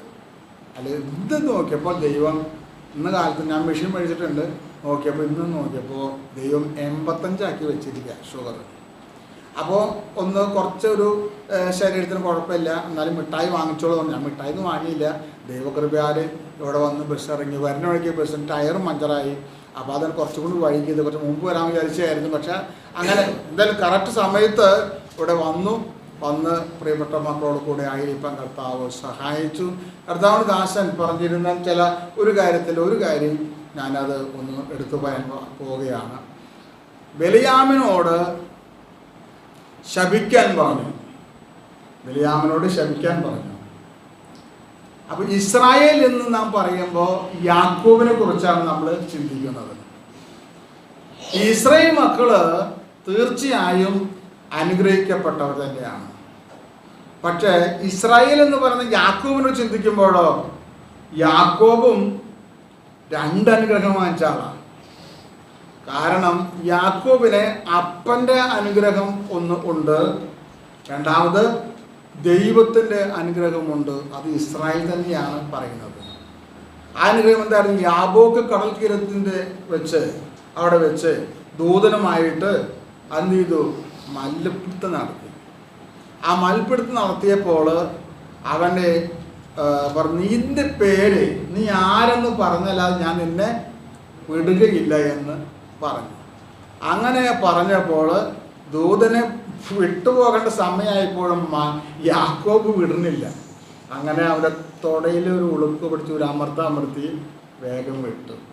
അവിടെയും യാക്കോബിന് ദൈവത്തിൻ്റെ അനുഗ്രഹം. ദൈവമക്കളെ നമ്മൾ ചിന്തിക്കേണ്ട ഒരു കാര്യം, ഒറ്റ വാക്കേ പറഞ്ഞ അവസാനിപ്പിക്കുക, കൂടെടുക്കാൻ പോകുന്നില്ല.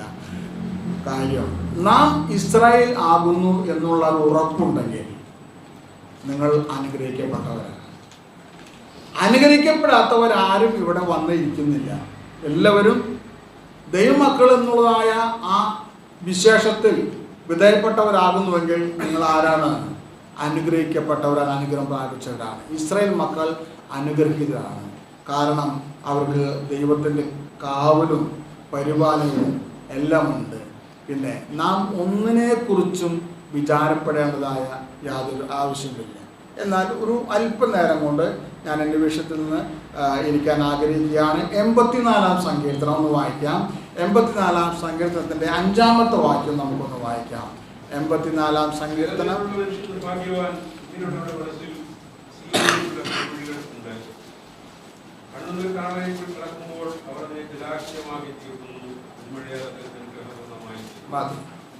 ദൈവനാമത്തിന് മഹത്വം ഉണ്ടാകട്ടെ. ഇവിടെ എന്താ കാണുന്നത്? ബലം നിന്നിലുള്ള മനുഷ്യൻ ഭാഗ്യവാൻ. ഇങ്ങനെയുള്ള ഒരു മനസ്സിൽ എവിടേക്കുള്ള വഴിയുള്ളത്? സിയോനിലേക്കുള്ള വഴികൾ. അപ്പൊ ദൈവമക്കൾ എവിടേക്കുള്ള യാത്രക്കാരാ? സിയോൻ യാത്രക്കാരാണ്. ആരാണ് സിയോൻ യാത്രയിൽ കൂടെ ഉള്ളത്? പാട്ടുകാരെങ്ങനെയാ പാടിയത്? സിയോനിലേക്കു സഞ്ചാരി ഞാൻ. ബാക്കി അറിയില്ല. വഴിയിൽ എപ്പോഴും യേശു യേശു യേശു, എൻ വഴിയിൽ എപ്പോഴും യേശു. സിയോനിലേക്കു സഞ്ചാരി ഞാൻ, വഴിയിൽ എപ്പോഴും യേശു. അപ്പൊ സിയോനിലേക്കുള്ള സഞ്ചാരി ആകുന്ന നമുക്ക് നമ്മോട് കൂടെ എപ്പോഴും ഉള്ളതാരാ? യേശു. ഇവിടെ സംഗീതകാരൻ പറയുന്നു, ബലം നിന്നിലുള്ള മനുഷ്യൻ ഭാഗ്യവാൻ. ഇങ്ങനെ ഉള്ളവരുടെ മനസ്സിൽ സിയോനിലേക്കുള്ള പെരുവഴികൾ ഉണ്ട് എന്നുള്ളത്. അപ്പോൾ ബലം, ആരുടെ ബലമാണ് ദൈവമക്കൾക്ക് വേണ്ടത്? ദൈവത്തിന്റെ ബലം വേണം. ആ ദൈവത്തിന്റെ ബലം എങ്ങനെയാണ് ഉണ്ടാകുന്നത്? അതിന് 3 കാര്യം ഞാൻ പറയാം. ഒരു ദൈവ പൈതലിനെ ഉണ്ടായിരിക്കേണ്ട 3 ബലത്തെ കുറിച്ച് പറഞ്ഞു വേഗത്തിലിരിക്കാം. എനിക്ക് അധികം നേരം നിൽക്കാനൊന്നും പറ്റില്ല. എങ്കിലും കർത്താവ് തരുന്ന ആരോഗ്യത്തോടും നിങ്ങളുടെ പ്രാർത്ഥനയുടെ ഫലത്തോടു കൂടിയാണ് ഞാൻ നിൽക്കുന്നത്. എനിക്ക് വേണ്ടി ഇപ്പോൾ എൻ്റെ വീട്ടിൽ എൻ്റെ ഭാര്യ ഇരുന്ന് പ്രാർത്ഥിക്കുന്നുണ്ട്. പിന്നെ മരുമകൾ ഇപ്പോൾ 3 പ്രാവശ്യം വിളിച്ചു, എങ്ങനെയുണ്ട് എന്നൊക്കെ ചോദിച്ച് വിളിച്ചു. മകളുടെ മകൻ കൂടെ വരാമെന്ന് പറഞ്ഞായിരുന്നു. പക്ഷെ അവന് സ്കൂളിലെ പരീക്ഷയുടെ എന്തൊരു ടെസ്റ്റ് ഉണ്ട്, അതിന് പോകാനുള്ളത് കൊണ്ട് അവൻ വന്നില്ല. പക്ഷെ ഞാൻ ഒറ്റയ്ക്ക് അവിടുന്ന് പോകുന്നു. ദൈവം കൂടെയുണ്ട് എന്നുള്ളത്. ഇന്നലെ രാത്രി തമ്പി സാറിനെ ഞാൻ സ്വപ്നം കണ്ടു. തമ്പി സാറ് വന്ന് ഞങ്ങൾ ഒരുമിച്ച് ഭക്ഷണം കഴിച്ച് എൻ്റെ വീട്ടിൽ നിന്ന് വരുന്ന ഒരു സ്വപ്നം കണ്ടു. അപ്പോൾ എനിക്ക് തോന്നി തമ്പി സാറ് വന്ന് നമ്മളെ കൊണ്ടുപോകണോ എന്നുള്ളത്. അങ്ങനെ യാതൊരു മടിയും കൂടാതെ, ഇനിയിപ്പോൾ ഒറ്റയ്ക്കാണല്ലോ എന്നുള്ളൊരു ഭയം കൂടാതെ ഇറങ്ങി തിരിച്ചു. മകൻ ബസ് സ്റ്റാൻഡിൽ വണ്ടിയിൽ കൊണ്ടാക്കി തന്നു. അവിടുന്ന് ബസ് കയറി നേരെ പോകുന്നു. ഞാൻ പറഞ്ഞതിൻ്റെ കാര്യം, നമുക്ക് ഒരു യാത്രയ്ക്ക് പോകേണ്ടവരാണ്, ഒരു യാത്ര ചെയ്യേണ്ടവരാണ്. ആ യാത്ര ചെയ്യണമെങ്കിൽ നമ്മൾ എന്ത് ചെയ്യണം? കുറച്ച് ഒരുക്കം ഉണ്ടാകണം. എന്താ പാർശ്വം ഉണ്ടായിരിക്കണേ? ഒരുക്കമുണ്ടാകണം. ഈ ഒരുക്കം എന്ന് ചോദിച്ചാൽ എന്തൊരുക്കമാണ്? നീ എവിടേക്കാ പോകുന്നത്? എന്തിനാ പോകുന്നത്? ആരെ കാണാനാണ് പോകുന്നത്, ആരെ മഹത്വപ്പെടുത്താനാണ് പോകുന്നത് എന്നുള്ളൊരു ബോധ്യവും ആ ബോധ്യം ഉള്ളിൽ സംഗ്രഹിച്ചുകൊണ്ട് അതിന് ബോധ്യം വരുത്തി, മാത്രമല്ല അതിന് ഒരുക്കത്തോടു കൂടി ആയിരിക്കണം നാം കടന്നു വരേണ്ടത്. ഞാൻ ഇന്നലെ രാത്രിയിൽ എൻ്റെ പ്രസംഗ വിഷയം അതൊന്നും അല്ല കേട്ടോ. ഇവിടെ വന്നപ്പോൾ നമ്മുടെ പത്മസ്വാമി സാറ് പറഞ്ഞ വിഷയത്തിനോട് അനുബന്ധിച്ച് നോക്കിയപ്പോൾ പിന്നെ അധികം സമയം എടുക്കണ്ട, വർഗീസ് സാറുണ്ടല്ലോ എന്നുള്ള ചിന്തയിലാണ്. തുടർന്ന് ദൈവം അനുവദിക്കുന്നുവെങ്കിൽ നമുക്ക് വീണ്ടും പല വിധത്തിലും ഈ വേദപുസ്തകങ്ങളിലൊക്കെ നമുക്ക് പ്രസംഗിക്കാം, കുഴപ്പമൊന്നുമില്ല. ദൈവം നമുക്ക് അതിന് വേണമെന്ന ആരോഗ്യം വിലക്ക് തരും. ഒരു ആയുസ് ദൈവം വെച്ചിട്ടുണ്ടല്ലോ, ആയുസ് വരെ നമുക്ക് മുന്നോട്ട് പോകാം, വചനം സംസാരിക്കാം, പാട്ട് പാടാൻ, പ്രാർത്ഥിക്കാം. എൻ്റെ വിഷയത്തിൽ എപ്പോഴും പ്രസംഗത്തിൽ എങ്ങനെയായാലും 4 പാട്ടുണ്ടാവും, 4 പാട്ട് ഉണ്ടാവും. കാരണം എന്താ പറയുക, പുട്ട് ഉണ്ടാക്കുമ്പോൾ നമ്മൾ എന്താ ചെയ്യുക? പുട്ടുണ്ടാക്കുമ്പോൾ എന്താ ചെയ്യുക? സഹോദരിമാർ പുട്ടും കണ്ടിട്ടില്ല, ഒന്നും കണ്ടിട്ടില്ല. ഇപ്പോൾ പുട്ടുണ്ടാക്കുമ്പോൾ ഇടയ്ക്ക് നമ്മൾ ഓരോ എന്ത് ചെയ്യും? പക്ഷേ കുറച്ച് നാളികേരം ചിരക്കിട്ടു. അത് എന്തിനാ ഇട്ട് കൊടുക്കുന്നത്? എന്തിനാ ഇട്ട് കൊടുക്കുന്നത്? അടുത്ത പുട്ടിൻ്റെ മാവ് എന്ത് ചെയ്യണം? ഒന്ന് വേവണം. അപ്പോൾ ഇതിൻ്റെ ഉള്ളിൽ കൂടെ വേണം ആവി പോവാനായിട്ട്. കുറച്ച് ആവിയൊക്കെ പോട്ടെ, അന്നേരം പുട്ട് ടേസ്റ്റ് ഉണ്ടാവുള്ളൂ. ഞാൻ പറഞ്ഞതിന് മനസ്സിലായി? അപ്പോൾ അതിൻ്റെ അർത്ഥം മനസ്സിലായോ? ഉറങ്ങാതിരിക്കാൻ വേണ്ടി ഞാൻ ഇടയ്ക്ക് പാട്ട് പാടുന്നു, അതാ പറഞ്ഞതിൻ്റെ അർത്ഥം. ഉറങ്ങാതിരിക്കണം, ഉണർവുള്ളവരായിരിക്കണം. ദൈവമക്കൾ ആരായിരുന്നു? ഉണർവുള്ളവരാണ്. ആർക്ക് വേണ്ടി?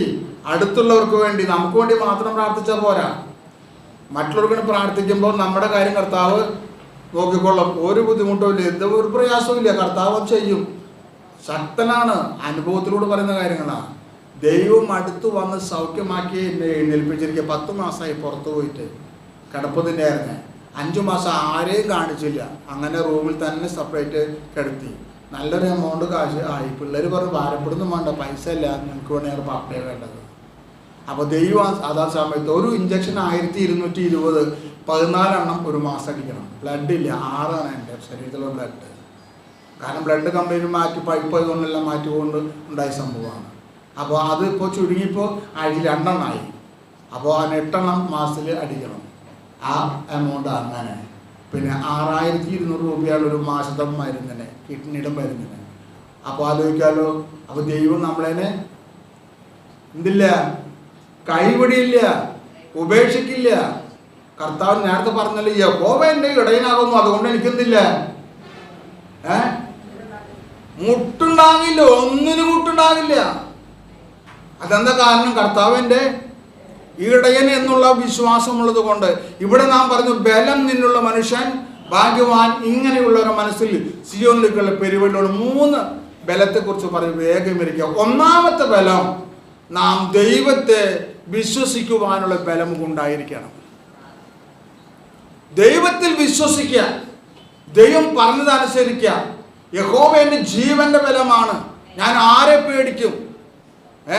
അതുകൊണ്ട് യഹോവ എൻ്റെ വെളിച്ചമാണ്, അതുകൊണ്ട് ഞാൻ ആരെ എന്തിന് ഭയപ്പെടണം? വെളിച്ചം ബലവും തരുന്നവനായ ദൈവത്തെ നമുക്ക് ഒരിക്കലും ഭയപ്പെടേണ്ടതായ ആവശ്യമില്ല. മാത്രമല്ല, സ്നേഹത്തോടു കൂടെയുള്ള ജീവൻ നയിപ്പാൻ, ആ ബലത്തെ സ്വീകരിപ്പാനായിട്ട് നമ്മൾ ഒരുക്കമുള്ളവരായിരിക്കണം. ദൈവത്തിൻ്റെ ബലം എന്താണ്? ഒരു വിശ്വാസി യഥാർത്ഥമായി വിശ്വസിക്കണം, ആ ദൈവത്തിൻ്റെ ബലത്തിൽ വിശ്വസിക്കണം. കാരണം ദൈവമല്ലാതെ മറ്റാരും എന്നെ സഹായിക്കാനില്ല. അനാഥരായാലും വിധവമാരായാലും അവരൊക്കെയും കർത്താവ് പറയുന്നുണ്ട്. യാക്കോബ് ലേഖനത്തിൽ പറഞ്ഞല്ലോ, എന്താ പറഞ്ഞത്? നിങ്ങൾ എന്തായിരിക്കണം? നിങ്ങൾ അനാഥമാരെയും വിധവമാരെയും അവരുടെ സങ്കടത്തിൽ ചെന്ന് കണ്ട് അവരെന്ത് ചെയ്യണം? സഹായിക്കണം. അതാണ് ദൈവത്തിന് ഇഷ്ടമുള്ള കാര്യം. അപ്പൊ ദൈവത്തിന്റെ ഇഷ്ടം നമ്മൾ ചെയ്തെങ്കിൽ മാത്രമേ നമുക്ക് ആ ബലത്തിൽ സന്തോഷിക്കാൻ സാധിക്കൂ. കർത്താവിന്റെ സന്തോഷം അവന്റെ ബലമാണ്. അപ്പൊ ആ ബലത്തിൽ സന്തോഷിക്കുന്ന നമുക്ക് അതിജീവിതമായി, അതിശക്തമായി 29 സങ്കീർത്തനം വായിക്കുമ്പോൾ അവിടെ ശക്തിയെ കുറിച്ച് പറയുന്നുണ്ട്. വായിക്കൊന്നും വേണ്ട, 29 സങ്കീർത്തനത്തിലേക്ക് ശക്തിയെ കുറിച്ച് പറയുന്നു. അപ്പൊ ദൈവിക ശക്തി പ്രാപിക്കണമെങ്കിൽ നാം ദൈവത്തിൽ വിശ്വസിച്ചേ പറ്റൂ. ദൈവത്തിൽ വിശ്വസിക്കുന്നവർക്ക് അവന്റെ ശക്തിയും ബലവും ഉണ്ടാകും. അവ ഒന്നിനെ കുറിച്ചും നിരാശപ്പെടുകയില്ല. ഇനിയും അത് ആവർത്തിച്ച് പറയാനുണ്ട്, സമയത്തിന് കുറവുകൊണ്ട്. രണ്ടാമത്തെ വിഷയം കിടക്കാം. രണ്ടാമത്തെ ബലം എന്ന് പറയുന്നത് ദൈവത്തെ അനുസരിക്കുവാനുള്ള ബലം. ഒന്നാമത്തെ ബലം എന്താ? ഒന്നാമത്തെ ബലം ദൈവത്തിൽ വിശ്വസിക്കുവാനുള്ള ബലം. രണ്ടാമത്തെ ബലമാണ് ദൈവത്തെ അനുസരിക്കുവാനുള്ള ബലം. ദൈവത്തെ അനുസരിക്കുന്നുണ്ടോ? കർത്താവിന്റെ വചനം പോലെ മുമ്പേ അവന്റെ രാജ്യവും നീതിയും അന്വേഷിപ്പിൻ, അതോടുകൂടെ ഇതൊക്കെയും ലഭിക്കും. ഏതൊക്കെ ലഭിക്കും? എന്തൊക്കെ വേണം? ഒരു ദിവസം എൻ്റെ ചെറിയ മകൻ എന്നെ ചോദിക്കുക, ഒരു മാസിക കൊണ്ടുവന്നു. ആ മാസിക കൊണ്ടുവന്നപ്പോൾ മാസികയുടെ മുകളിൽ കുറേ ഫ്രൂട്ട്സിന് ചിത്രം കൊടുത്തിട്ടുണ്ട്. ക്രിസ്ത്യൻ മാസികയാണ്, ഫ്രൂട്ട്സിന് ചിത്രം കൊടുത്തിട്ടുണ്ട്. അപ്പോൾ കുട്ടി ചോദിച്ചു, അപ്പേ ഇതിനടിയിൽ എഴുതിയത് എന്തുട്ടാ? അപ്പോൾ അതിൽ എഴുതിയിട്ട് നിൻ്റെ വാൻ വിസ്താരത്തിൽ തുറക്കാൻ ഞാൻ അതിനെ നിറയ്ക്കാം. അപ്പോൾ ഞാൻ വായ വിസ്താരത്തിൽ തുറന്നാൽ ഈ ഫ്രൂട്ട്സൊക്കെ എൻ്റെ വായിൽ വരുമോ? ചോദ്യമാണ്. ചോദിക്കുന്നവരാരുമില്ലേ? ചോദിക്കില്ലേ? ഞാൻ പറഞ്ഞു, ഇത് നീ വായിച്ചാലേ നിന്റെ വായിലേക്ക് വരുന്ന സാധനം ഇതിൻ്റെ അകത്തുള്ളതാണ്. ഇതാണ് തൃപ്തിപ്പെടുത്തുന്നത്. ഇതൊക്കെ തിന്ന് മറപ്പുര പോയിട്ട് കളയേണ്ടതാ. പക്ഷെ ഇത് മറപ്പുരക്കല്ല, നിത്യജീവിലേക്ക് വിധേയപ്പെടേണ്ടതാ. മനസ്സിലായ? നീ അതിന് മാത്രം നോക്കിയാൽ മതി. അപ്പം എന്തിനും ഇങ്ങനെ അവർ എഴുതണേ? ഓരോ ചോദ്യങ്ങൾ വരികയാണ്. അടുത്തത്, എൻ്റെ മൂത്ത മകൻ്റെ കൊച്ചിന് ഇപ്പോൾ 2 വയസ്സേ ആയിട്ടുള്ളൂ. പ്രാർത്ഥിക്കാതിരിക്കുമ്പോൾ 5 വാക്യം അവൻ പറയും. 5 വാക്യം കേൾക്കാൻ രസമാണ്. അവസാനം പറഞ്ഞ വാക്യം, എൻ്റെ കൃപ നിനക്കുമ്പോൾ ഇന്നാണ് വാക്യം പറഞ്ഞു കൊടുത്തുള്ളത്. അവൻ പറയും, എൻ്റെ കൃപ പപ്പയ്ക്ക് മതി. ദൈവദാസന്മാരൊന്ന് പ്രാർത്ഥിക്കുന്ന ഓരോ വാക്കുകളെ കുട്ടി ശ്രദ്ധിച്ചുകൊണ്ടിരിക്കുക. അപ്പോൾ പറയാ, എൻ്റെ കൃപ പപ്പയ്ക്ക് മതി, യഹോവ എൻ്റെ ഇടയാകുന്നു, എനിക്ക് ഒട്ടുണ്ടാവില്ല, പാപത്തിന് ശമ്പളം മരണമത്രേ. പിന്നെ ദൈവം സ്നേഹം തന്നെ പറയുന്ന വാക്കുകളാണ്. കുട്ടികൾ ഉള്ളത്തിൽ കൊടുക്കേണ്ടത് ഈ വചനമാണ്. ഇതാണ് ഫലം. ഈ ഫലമാണ് പുഷ്ടി വയ്ക്കുന്നത്. ഈ ഫലമാണ് അവരെ ആരോഗ്യവാന്മാരാക്കുന്നത്. ഈ ഫലമാണ് അവരെ അതിന് തൃപ്തി വരുത്തുന്നത്. അങ്ങനെ ഈ ഫലം നമ്മുടെ ജീവിതത്തിൽ അനുഭവപ്പെടണമെങ്കിൽ നാം ദൈവത്തെ അനുസരിക്കുന്നത് മാത്രമേ നമുക്കിത് ഇതിന് രുചി അറിയാൻ സാധിക്കുള്ളൂ. ദൈവത്തെ അനുസരിക്കുക. ദൈവം എന്താ പറഞ്ഞത്? ഈ വഴി പോകരുത്. കർത്താവിന്റെ വചനം പറഞ്ഞു, ഒരു വഴി പോകരുത് പറഞ്ഞു. അത് എവിടെയാണ് പറഞ്ഞിരിക്കണേ? ഇവിടെ ആരും ആവശ്യമായിക്കണവരല്ല. പോട്ടെ, നേരത്തെ പറഞ്ഞ പോലെ 1-ാം സങ്കീർത്തനത്തിൽ പറഞ്ഞു, ദുഷ്ടന്മാരെ ആലോചനപ്രകാരം നടക്കരുത്, പാപികൾ വഴി നിൽക്കരുത്, പരിഹാസത്തിൽ ഇരിക്കരുത്. പോകല്ലെന്നല്ലേ പറഞ്ഞേ? ഇരിക്കരുത് പറഞ്ഞു, നിൽക്കരുത് പറഞ്ഞു. പത്രോസ് എന്ത് ചെയ്തു? ഇവിടെ 3 സ്ഥലത്തും നടന്നുകൊണ്ട് കർത്താവ് തള്ളി പറയുകയും ചെയ്തു. നമ്മൾ തള്ളി പറയുന്ന ആൾക്കാരല്ല, അനുസരിക്കേണ്ടവരാണ്. കർത്താവിനെ എത്രമാത്രം അനുസരിക്കുന്നവനെ എന്തുണ്ടാകും? ദൈവത്തിൻ്റെ ബലം നിറഞ്ഞുകൊണ്ടേയിരിക്കും. അങ്ങനെ അനുസരിച്ച് ദൈവത്തിൻ്റെ ബലത്തിൽ അനുസരിച്ചും ദൈവത്തിൻ്റെ വിശ്വാസത്തെ ഉറച്ചു നിൽക്കുന്നവരും ആകുന്നുവെങ്കിൽ അവൻ്റെ ഈ ശിയോൻ യാത്രയ്ക്ക് തടസ്സം വരികയില്ല. കാരണം യേശു അവൻ്റെ കൂടെ ഉണ്ടാകും. 3-ാമത്തെ കാര്യം പറഞ്ഞ് പെട്ടെന്ന് അവസാനിപ്പിക്കാം. 3-ാമത്തെ ബലം എന്താണെന്നറിയാമോ? അത് ജനങ്ങൾക്ക് കുറച്ച് ബുദ്ധിമുട്ടുള്ള കാര്യം. ഒന്ന് ദൈവത്തിൻ്റെ ബലം, ഒന്ന് വിശ്വസിക്കുവാനുള്ള ബലം ഉറപ്പായിരിക്കട്ടെ. 2-ാമത്തെ ബലം ദൈവത്തെ അനുസരിക്കുവാനുള്ള ബലം. 3-ാമത്തെ ബലം എന്താണ്? 3-ാമത്തെ ബലമാണ് ദൈവം തരുന്ന കഷ്ടതകൾ സഹിക്കുവാനുള്ള ബലം. ദൈവം തരുന്ന കഷ്ടതകൾ സഹിക്കുവാനുള്ള ബലം. പ്രിയപ്പെട്ടവരെ, കഷ്ടത നമ്മുടെ ജീവിതത്തിൽ ഉണ്ടായിരിക്കണം. കർത്താവ് പറഞ്ഞു, നിങ്ങൾക്ക് ലോകത്തിൽ എന്തുണ്ട്? ആർക്ക് കഷ്ടം? തുറന്നു പറഞ്ഞ കുഴപ്പമൊന്നുമില്ല, നമ്മൾ ദൈവമക്കല്ല, അല്ലാണ്ട് പോകേണ്ട ആൾക്കാരാ. കഷ്ടമുണ്ട് ആർക്കാ? ദൈവത്തിൽ വിശ്വസിക്കുന്ന, ദൈവത്തെ അനുസരിക്കുന്ന ദൈവമക്കൾക്ക് കഷ്ടമുണ്ട്. പലതിനും ത്യജിച്ചുകൊണ്ടായിരിക്കണം ഈ ദൈവത്തിൽ വിശ്വസിക്കേണ്ടത്. പലതും ഉപേക്ഷിച്ചുകൊണ്ടായിരിക്കണം ഈ ദൈവത്തെ അനുസരിക്കേണ്ടത്. അങ്ങനെ ചെയ്യുന്നവർക്ക് മാത്രമേ ഈ ദൈവത്തിൻ്റെ ബലം നിന്നിലുള്ള മനുഷ്യൻ ഭാഗ്യവാൻ എന്ന് പറയാൻ സാധിക്കുകയുള്ളൂ.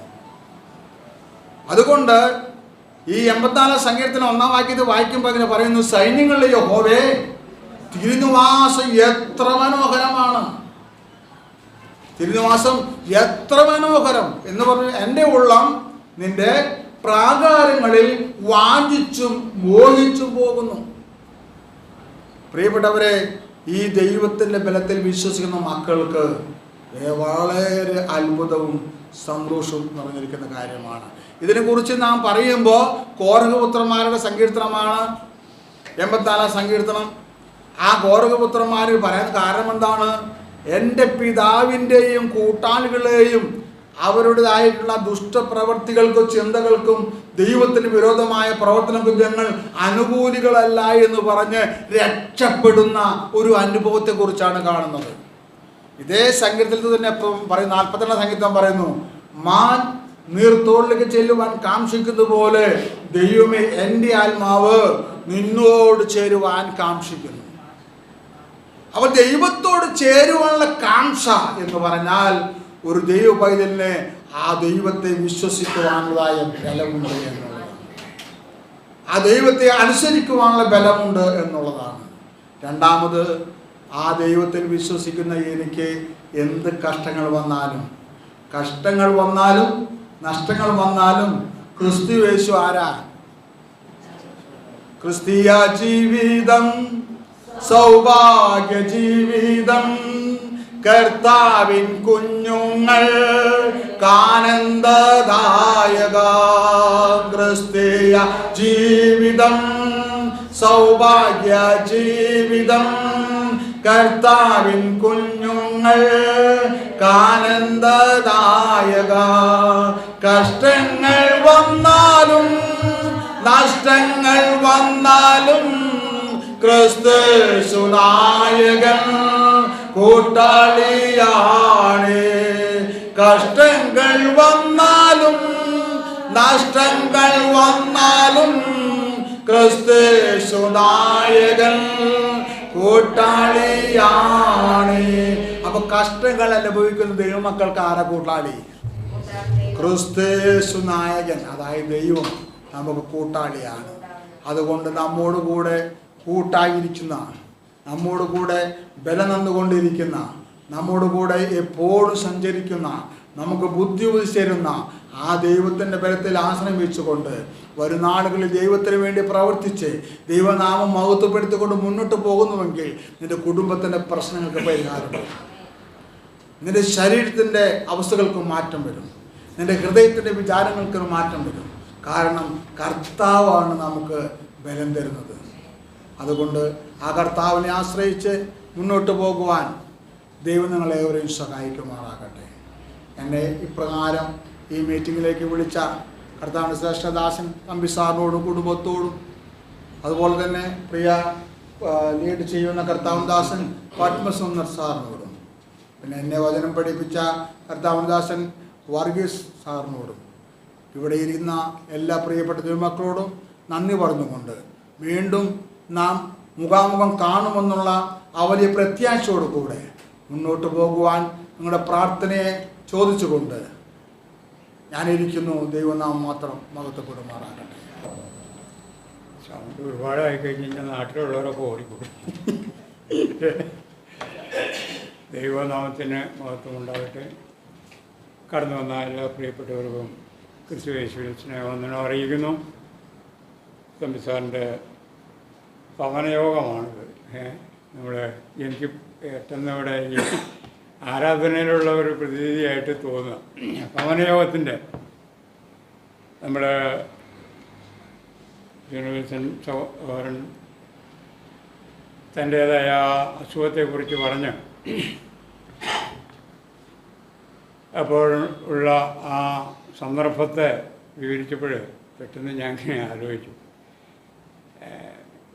ഏതായാലും നമ്മൾ വായിച്ച ഭാഗങ്ങളിലൊക്കെ സങ്കീർത്തന ഭാഗങ്ങളിലൊക്കെ എൻ്റെ ആകത്തുക 3 വിഷയം കൊണ്ട് അല്ലെങ്കിൽ 3 കാര്യം കൊണ്ട് പറഞ്ഞ് അവസാനിപ്പിച്ചു. ഒന്നാമതായിട്ട് നമുക്ക് വേണ്ടത് വിശ്വാസവും, രണ്ടാമതായിട്ട് വേണ്ടത് ആ വിശ്വസിക്കുന്ന കാര്യങ്ങളെ അനുസരിക്കുക, മൂന്നാമതായിട്ട് നമ്മൾ ഏറ്റെടുക്കേണ്ടത് ധൈര്യമാണ്. എന്ന് പറഞ്ഞു കഴിഞ്ഞാൽ കഷ്ടത ഉണ്ടെങ്കിൽ ആ ധൈര്യം ഉണ്ടെങ്കിൽ ആ കഷ്ടതയെ പിൻപറ്റി പോകാൻ കഴിയും.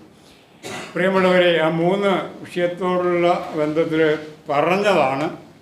അപ്പോൾ തൻ്റേതായ ഒരു അനുഭവം ഇവിടെ വിവരിക്കുകയുണ്ടായി. രോഗപ്രയാസങ്ങളിലൂടെ കടന്നു പോയതായ ഒരനുഭവം ഇവിടെ പറയുകയുണ്ട്. 118-ാം സങ്കീർത്തനം വരുമ്പോൾ അതിൻ്റെ 17-ാം വാക്യത്തിൽ പറയുന്ന ഒരു കാര്യം നിങ്ങളുടെ ശ്രദ്ധയിൽ കൊണ്ടുവന്നിട്ട് ഞാൻ വിഷയത്തിലേക്ക് വരാം. ഞാൻ മരിക്കയില്ല, ഞാൻ ജീവനോടെ ഇരുന്ന് യഹോവയുടെ പ്രവർത്തികളെ വർണ്ണിക്കും. ഒരു മനുഷ്യൻ ക്യാൻസർ പിടിച്ച് ഇത് താനിപ്പോൾ ഇവിടെ പറഞ്ഞതുപോലെ മരിക്കുമെന്നുള്ള ഒരു സാഹചര്യത്തിൽ വന്നു, രക്ഷയില്ല എന്ന് ഡോക്ടർമാരൊക്കെ പറയണ്ടായപ്പോൾ അദ്ദേഹത്തിൻ്റെ നാവിന്മേൽ അല്ലെങ്കിൽ അദ്ദേഹത്തിൻ്റെ ഓർമ്മയിൽ വന്നതായ തിരുവചനം ഇതായിരുന്നു. അദ്ദേഹം ആ പറഞ്ഞ സമയം മുതൽ ഇതേ വാക്ക് തന്നെ ഉച്ചരിച്ചുകൊണ്ടിരിക്കുകയാണ്. ഞാൻ മരിക്കുകയില്ല, ഞാൻ ജീവനോടെ ഇരുന്ന് അത് യഹോവയുടെ പ്രവർത്തികളെ വർണ്ണിക്കും എന്ന്. മരിക്കുമെന്ന് പറഞ്ഞ് ഡോക്ടർ ഉപേക്ഷിച്ച നിലയിലായ വ്യക്തി അത് പറയുമ്പോൾ ആ സമയം മുതൽ ആൾ ഇതേ വാക്ക് തന്നെ പറഞ്ഞുകൊണ്ടേ ഇങ്ങനെ ഇരിക്കുക. അപ്പോൾ മരണത്തോട് മല്ലടിച്ച് കിടക്കുന്ന മനുഷ്യനിൽ പെട്ടെന്നൊരു വ്യതിയാനങ്ങളും വ്യത്യാസങ്ങളും കണ്ടു തുടങ്ങിക്കഴിഞ്ഞു. പിന്നെ ഡോക്ടർക്ക് തന്നെ സംശയം. അവസാനം വന്നു കഴിഞ്ഞ് വീണ്ടും ഈ ആളെ പരിശോധിക്കുമ്പോൾ ആ വ്യക്തിയിൽ ക്യാൻസർ ഇല്ല. ഇതാ എന്തെങ്കിലും പറഞ്ഞ് അങ്ങനെ ഒരു ധാരണ ഉണ്ടാക്കുവാനല്ല, ക്യാൻസർ ഇല്ല എന്നുള്ള ഒരവസ്ഥയിലേക്ക് വന്നു ചേരുക. പ്രിയമുള്ളവരെ, നമ്മൾ ഒരു കാര്യം മനസ്സിലാക്കേണ്ടത് വലിയ അത്ഭുത പ്രവൃത്തി ഇന്നും ദൈവം ചെയ്തുകൊണ്ടിരിക്കുന്നു എന്നുള്ള ഒരു തായിയായി പറഞ്ഞ് ഫലിപ്പിച്ച് അല്ലെങ്കിൽ പറഞ്ഞ് ഫലിപ്പിച്ച് ആ കാര്യത്തെ കൊണ്ടുവരുമ്പോൾ ഒരു കാര്യം നമ്മൾ മനസ്സിലാക്കണം. ആ ഫലിപ്പിച്ച് കാണിക്കാനല്ല, ദൈവം വിശ്വസ്തനാണ്, ദൈവം എല്ലാറ്റിലും മതിയായവനാണ്. അപ്പോൾ ആ മതിയായ ദൈവത്തിന് ഇതൊക്കെ നിസ്സാരമാണ്. രോഗം മാറ്റാൻ നിസ്സാരമാണ്, അല്ലേ? ഉയർത്തെഴുന്നേൽപ്പിച്ച ദൈവത്തിന് പിന്നെ ഈ രോഗം വന്ന് മാറ്റാൻ വല്ല ബുദ്ധിമുട്ടുമുണ്ടോ? ഇല്ല. പലപ്പോഴും നമ്മൾ മനസ്സിലാക്കേണ്ടത് ഇന്നും ഈ രോഗം വന്നു കഴിഞ്ഞ് കഴിഞ്ഞാൽ ഏറ്റവും അപകട നിലയിലേക്ക് കൊണ്ടെത്തിക്കുന്നത് ആരാണെന്നറിയാമോ? അത് പിശാചമാണ്. കാരണം എന്താണെന്ന് വെച്ച് കഴിഞ്ഞാൽ എന്തെങ്കിലും ഒരു വിവരം കേൾക്കുമ്പോഴേക്കും ആ ചുറ്റുപാടുള്ള 4 പേര് കൂടുമ്പോൾ അവിടെ പറയുന്നത് എന്തായിരിക്കും അറിയാമോ? ഓ, അത് അവിടെയാ, ഇങ്ങനെയാണ്, അങ്ങനെയാണ്, അത് ഇവിടെ കൊണ്ടുപോകും അല്ലെങ്കിൽ അവിടെ കൊണ്ടുപോകും, അത് ആള് അല്ലെങ്കിൽ പോയി കിട്ടും എന്നൊക്കെ അങ്ങ് പറഞ്ഞ് ഇവരാണ് പിന്നെ രോഗത്തിൻ്റെ ദാതാവ്. പ്രിയമുള്ളവരെ, ഒരു കാര്യം നമ്മൾ മനസ്സിലാക്കുക. ആർക്ക് രോഗം വന്നാലും എങ്ങനെ രോഗം വന്നാലും രോഗത്തിൽ നിന്നൊക്കെ വിടുതൽ കിട്ടാൻ നമ്മുടെ കർത്താവായ യേശു ക്രിസ്തു ഇവിടെയുണ്ട്. ആ യേശു ക്രിസ്തുവിന് കഴിയും എന്ന് നമ്മൾ വിശ്വസിക്കുക. ആദ്യം പറഞ്ഞു വിശ്വസിക്കണമെന്ന്. ഒന്നാമതായിട്ട് ആ കാര്യം നമ്മളിൽ ഇല്ലാതെ പോകുന്നതാണ് ഈ ധൈര്യക്കുറവ് വരുന്നത്. അതായത് ഒന്നാമത് നമുക്ക് ആ വിശ്വാസം ഉണ്ടെങ്കിൽ ആ വിശ്വസിക്കുന്ന കാര്യത്തിൽ ഒരു അനുസരണം നമ്മളിൽ കടന്നു വരണം. എങ്ങനെ അനുസരണം കടന്നു വരണം? ഞാൻ ഇതിലേക്ക് ഇനി വരാൻ പോകുന്നത്. കാരണം എന്ന് വെച്ച് കഴിഞ്ഞാൽ പലപ്പോഴും നമ്മൾ കാണുമ്പോൾ, അതായത് ഫിലിപ്പിയ ലേഖനം എടുക്കാൻ ഒരു ഭാഗം ഞാൻ വായിക്കട്ടെ. അതിൻ്റെ 4:4 പറയുകയാണ്, കർത്താവിൽ എപ്പോഴും സന്തോഷിപ്പിൻ. സന്തോഷമില്ല. കാരണം എന്താണെന്ന് പറയുമോ? സന്തോഷിക്കാൻ കഴിയാത്തത് എന്താ? നമ്മളെ ചിലപ്പോൾ ഒരു രോഗം ഭരിച്ചുകൊണ്ടിരിക്കുകയാണെങ്കിൽ നമുക്ക് സന്തോഷം ഉണ്ടാവില്ല. ഉണ്ടാവുമോ? പറയുമൊക്കെ പറഞ്ഞാലും അങ്ങനെ ഉണ്ടാകാൻ ബുദ്ധിമുട്ടാണ്. കാരണം കർത്താവിൽ എപ്പോഴും സന്തോഷിപ്പിൻ. അതോട് വീണ്ടും പറയുകയാണ്, സന്തോഷിപ്പിൻ എന്ന് ഞാൻ പിന്നെയും പറയുന്നു. അങ്ങനെയാണെങ്കിൽ പിന്നെ ഒരിക്കൽ പറഞ്ഞ പോലെ പിന്നെയും പറയുന്നു എന്ന് പറയുന്നതിൻ്റെ ഉദ്ദേശം എന്താ? നമ്മളിൽ ആരിലും എന്തില്ല? സന്തോഷമില്ല. സന്തോഷമില്ലാത്തതിൻ്റെ കാരണം എന്താ? നമ്മളിൽ വ്യത്യസ്തങ്ങളായിട്ടുള്ള, ഇപ്പോൾ രോഗം എന്ന് പറഞ്ഞാൽ രോഗം മാത്രമായിക്കോളണമെന്നൊന്നുമില്ല. ചിലപ്പോൾ മക്കളെ കെട്ടിച്ചു വിടാൻ പറ്റാത്തത് കൊണ്ടുള്ള വിഷമമാണ്. അങ്ങനെ ഇരിക്കുന്ന കാര്യമായിരിക്കും. അല്ലെങ്കിൽ മറ്റേതെങ്കിലും തരത്തിലുള്ള ബുദ്ധിമുട്ടുകളായിരിക്കും, ആവശ്യങ്ങളെ പ്രതിനിധീകരിച്ചായിരിക്കാം നമുക്ക് സന്തോഷമില്ലാത്തത്. നമ്മളുടെ സന്തോഷം കെടുത്തുന്നത് 8% നാം മറ്റുള്ളവരിലേക്ക് നോക്കുന്നതാണ്. ജീവനുള്ളവരിലേക്ക് നമ്മൾ നോക്കുന്നില്ല, നമ്മൾ നോക്കുന്നത് പുറമേ ഉള്ളവരിലേക്ക് നോക്കുക, ജീവൻ പ്രാപിക്കാത്തവരിലേക്ക് നോക്കുക. നമ്മളെല്ലാവരും ജീവൻ പ്രാപിച്ചവരാണ്. ജീവൻ പ്രാപിച്ചവരിലേക്ക് നോക്കുമ്പോൾ അവിടെ ഒരു കൂട്ടായ്മ കാണാൻ കഴിയും. ഇത് കൂട്ടായ്മയില്ല. എങ്ങനെയാ? കൊലോസ്യ ലേഖനം വായിക്കുമ്പോൾ അവിടെ അതിൻ്റെ 2:6 വാക്യത്തിൽ പറയുകയാണ്, അത് ആകയാൽ നിങ്ങൾ കർത്താവായ ക്രിസ്തു യേശുവിനെ കൈക്കൊണ്ടതുപോലെ അവൻ്റെ കൂട്ടായ്മയിൽ നടപ്പീൻ. ഈ നടപ്പീൻ എന്ന് പറയുമ്പോൾ നിങ്ങൾ നടക്കുന്നില്ല എന്നാ. നടക്കുന്നുണ്ടെങ്കിൽ നടക്കാൻ പറയേണ്ട വല്ല കാര്യമുണ്ടോ? ഞാൻ കൂട്ടായ്മയിൽ നടക്കുകയാണ്, ആ കൂട്ടായ്മയിൽ നടക്കുകയാണെങ്കിൽ പിന്നെ എന്നോട് നടക്കാൻ പറയണേ. അപ്പം നമ്മൾ നടക്കുന്നില്ല എന്നുള്ളതാണ് പൗലോസ് ഇവിടെ പറയുമ്പോൾ. പ്രിയമുള്ളവരെ, ഈ കൂട്ടായ്മയിൽ നടക്കുമ്പോഴാണ് നമുക്ക് ആദ്യം പറഞ്ഞ വിശ്വാസം ഉറപ്പിക്കുവാൻ കഴിയുന്നത്. ആ 7-ാം വാക്യം പറയുകയാണ്, അവനിൽ വേരൂന്നിയും ആത്മീയ വർധന പ്രാപിച്ചും നിങ്ങൾക്ക് ഉപദേശിച്ച് തന്നതിന് ഒത്തവണ്ണം വിശ്വാസത്തിൽ ഉറച്ചും സ്തോത്രത്തിൽ കവിഞ്ഞും ഇരിപ്പീൻ. ഇപ്പോൾ ഇവിടെ ആദ്യം പറഞ്ഞ സഹോദരൻ പറഞ്ഞതുപോലെ വിശ്വാസത്തിൽ ഒരു ഉറപ്പ് വേണം. നമ്മൾക്ക് ആ വിശ്വാസത്തിൽ ഉള്ള ഉറപ്പ് എപ്പോഴോ പോയി കഴിഞ്ഞു. മുമ്പുള്ള വിശ്വാസത്തിൻ്റെ ഉറപ്പൊന്നും ഇപ്പം നമുക്കില്ല. മുമ്പുള്ള വിശ്വാസമൊന്നും നമുക്കില്ല. അതുകൊണ്ട് പല കാര്യങ്ങളിലും അവതാളത്തിൽ പെട്ടുകിടക്കുകയാണ്. എന്നിട്ട് പറയുകയാണ്, അവനിൽ വേരൂന്നിയും ആത്മീയ വർധന പ്രാപിച്ചും നിങ്ങൾക്ക് ഉപദേശിച്ച് തന്നതിന് ഒത്തവണ്ണം വിശ്വാസത്തിൽ കവിഞ്ഞു. അപ്പൊ നമ്മൾ വിശ്വാസത്തിൽ ഉറപ്പുള്ളവരായി, വിശ്വാസം നമ്മളിൽ കവിഞ്ഞൊഴുകണം. വിശ്വസിക്കുന്ന വിശ്വാസം ഇത് പറയുമ്പോൾ എളുപ്പമാണ്. മുമ്പേ പ്രസംഗം കേട്ടപ്പോൾ എനിക്കത് വലിയൊരു അനുഗ്രഹമായിട്ട് തോന്നി. കാരണം വിശ്വാസം പറഞ്ഞിട്ടുണ്ടെങ്കിൽ ഞാനിത് പ്രസംഗിക്കുന്നുണ്ടെങ്കിലും അത്രമാത്രം വിശ്വാസം ഉണ്ടോയെന്ന് എന്നെ തന്നെ ഒന്ന് തിരിഞ്ഞു നോക്കുവാനുള്ള ഒരവസരം എനിക്ക് കിട്ടി. അപ്പൊ വിശ്വാസത്തിൽ ഉറപ്പുള്ളവരായിരിക്കണം. പിന്നെ വിശ്വാസം അനുസരിക്കണമെന്ന് പറഞ്ഞു. ഈ വിശ്വാസത്തിൽ ഉറപ്പുള്ള ആളുകളാണ് കൂട്ടായ്മയിൽ കടന്നു വരുന്നത്. യോഹന്നാൻ എഴുതിയ സുവിശേഷം അതിൻ്റെ 1-ാം ലേഖനത്തിൽ അവിടെ പറയുക, 1-ന്റെ 3-ാം വാക്യം പറയുന്നു, എന്താണ്?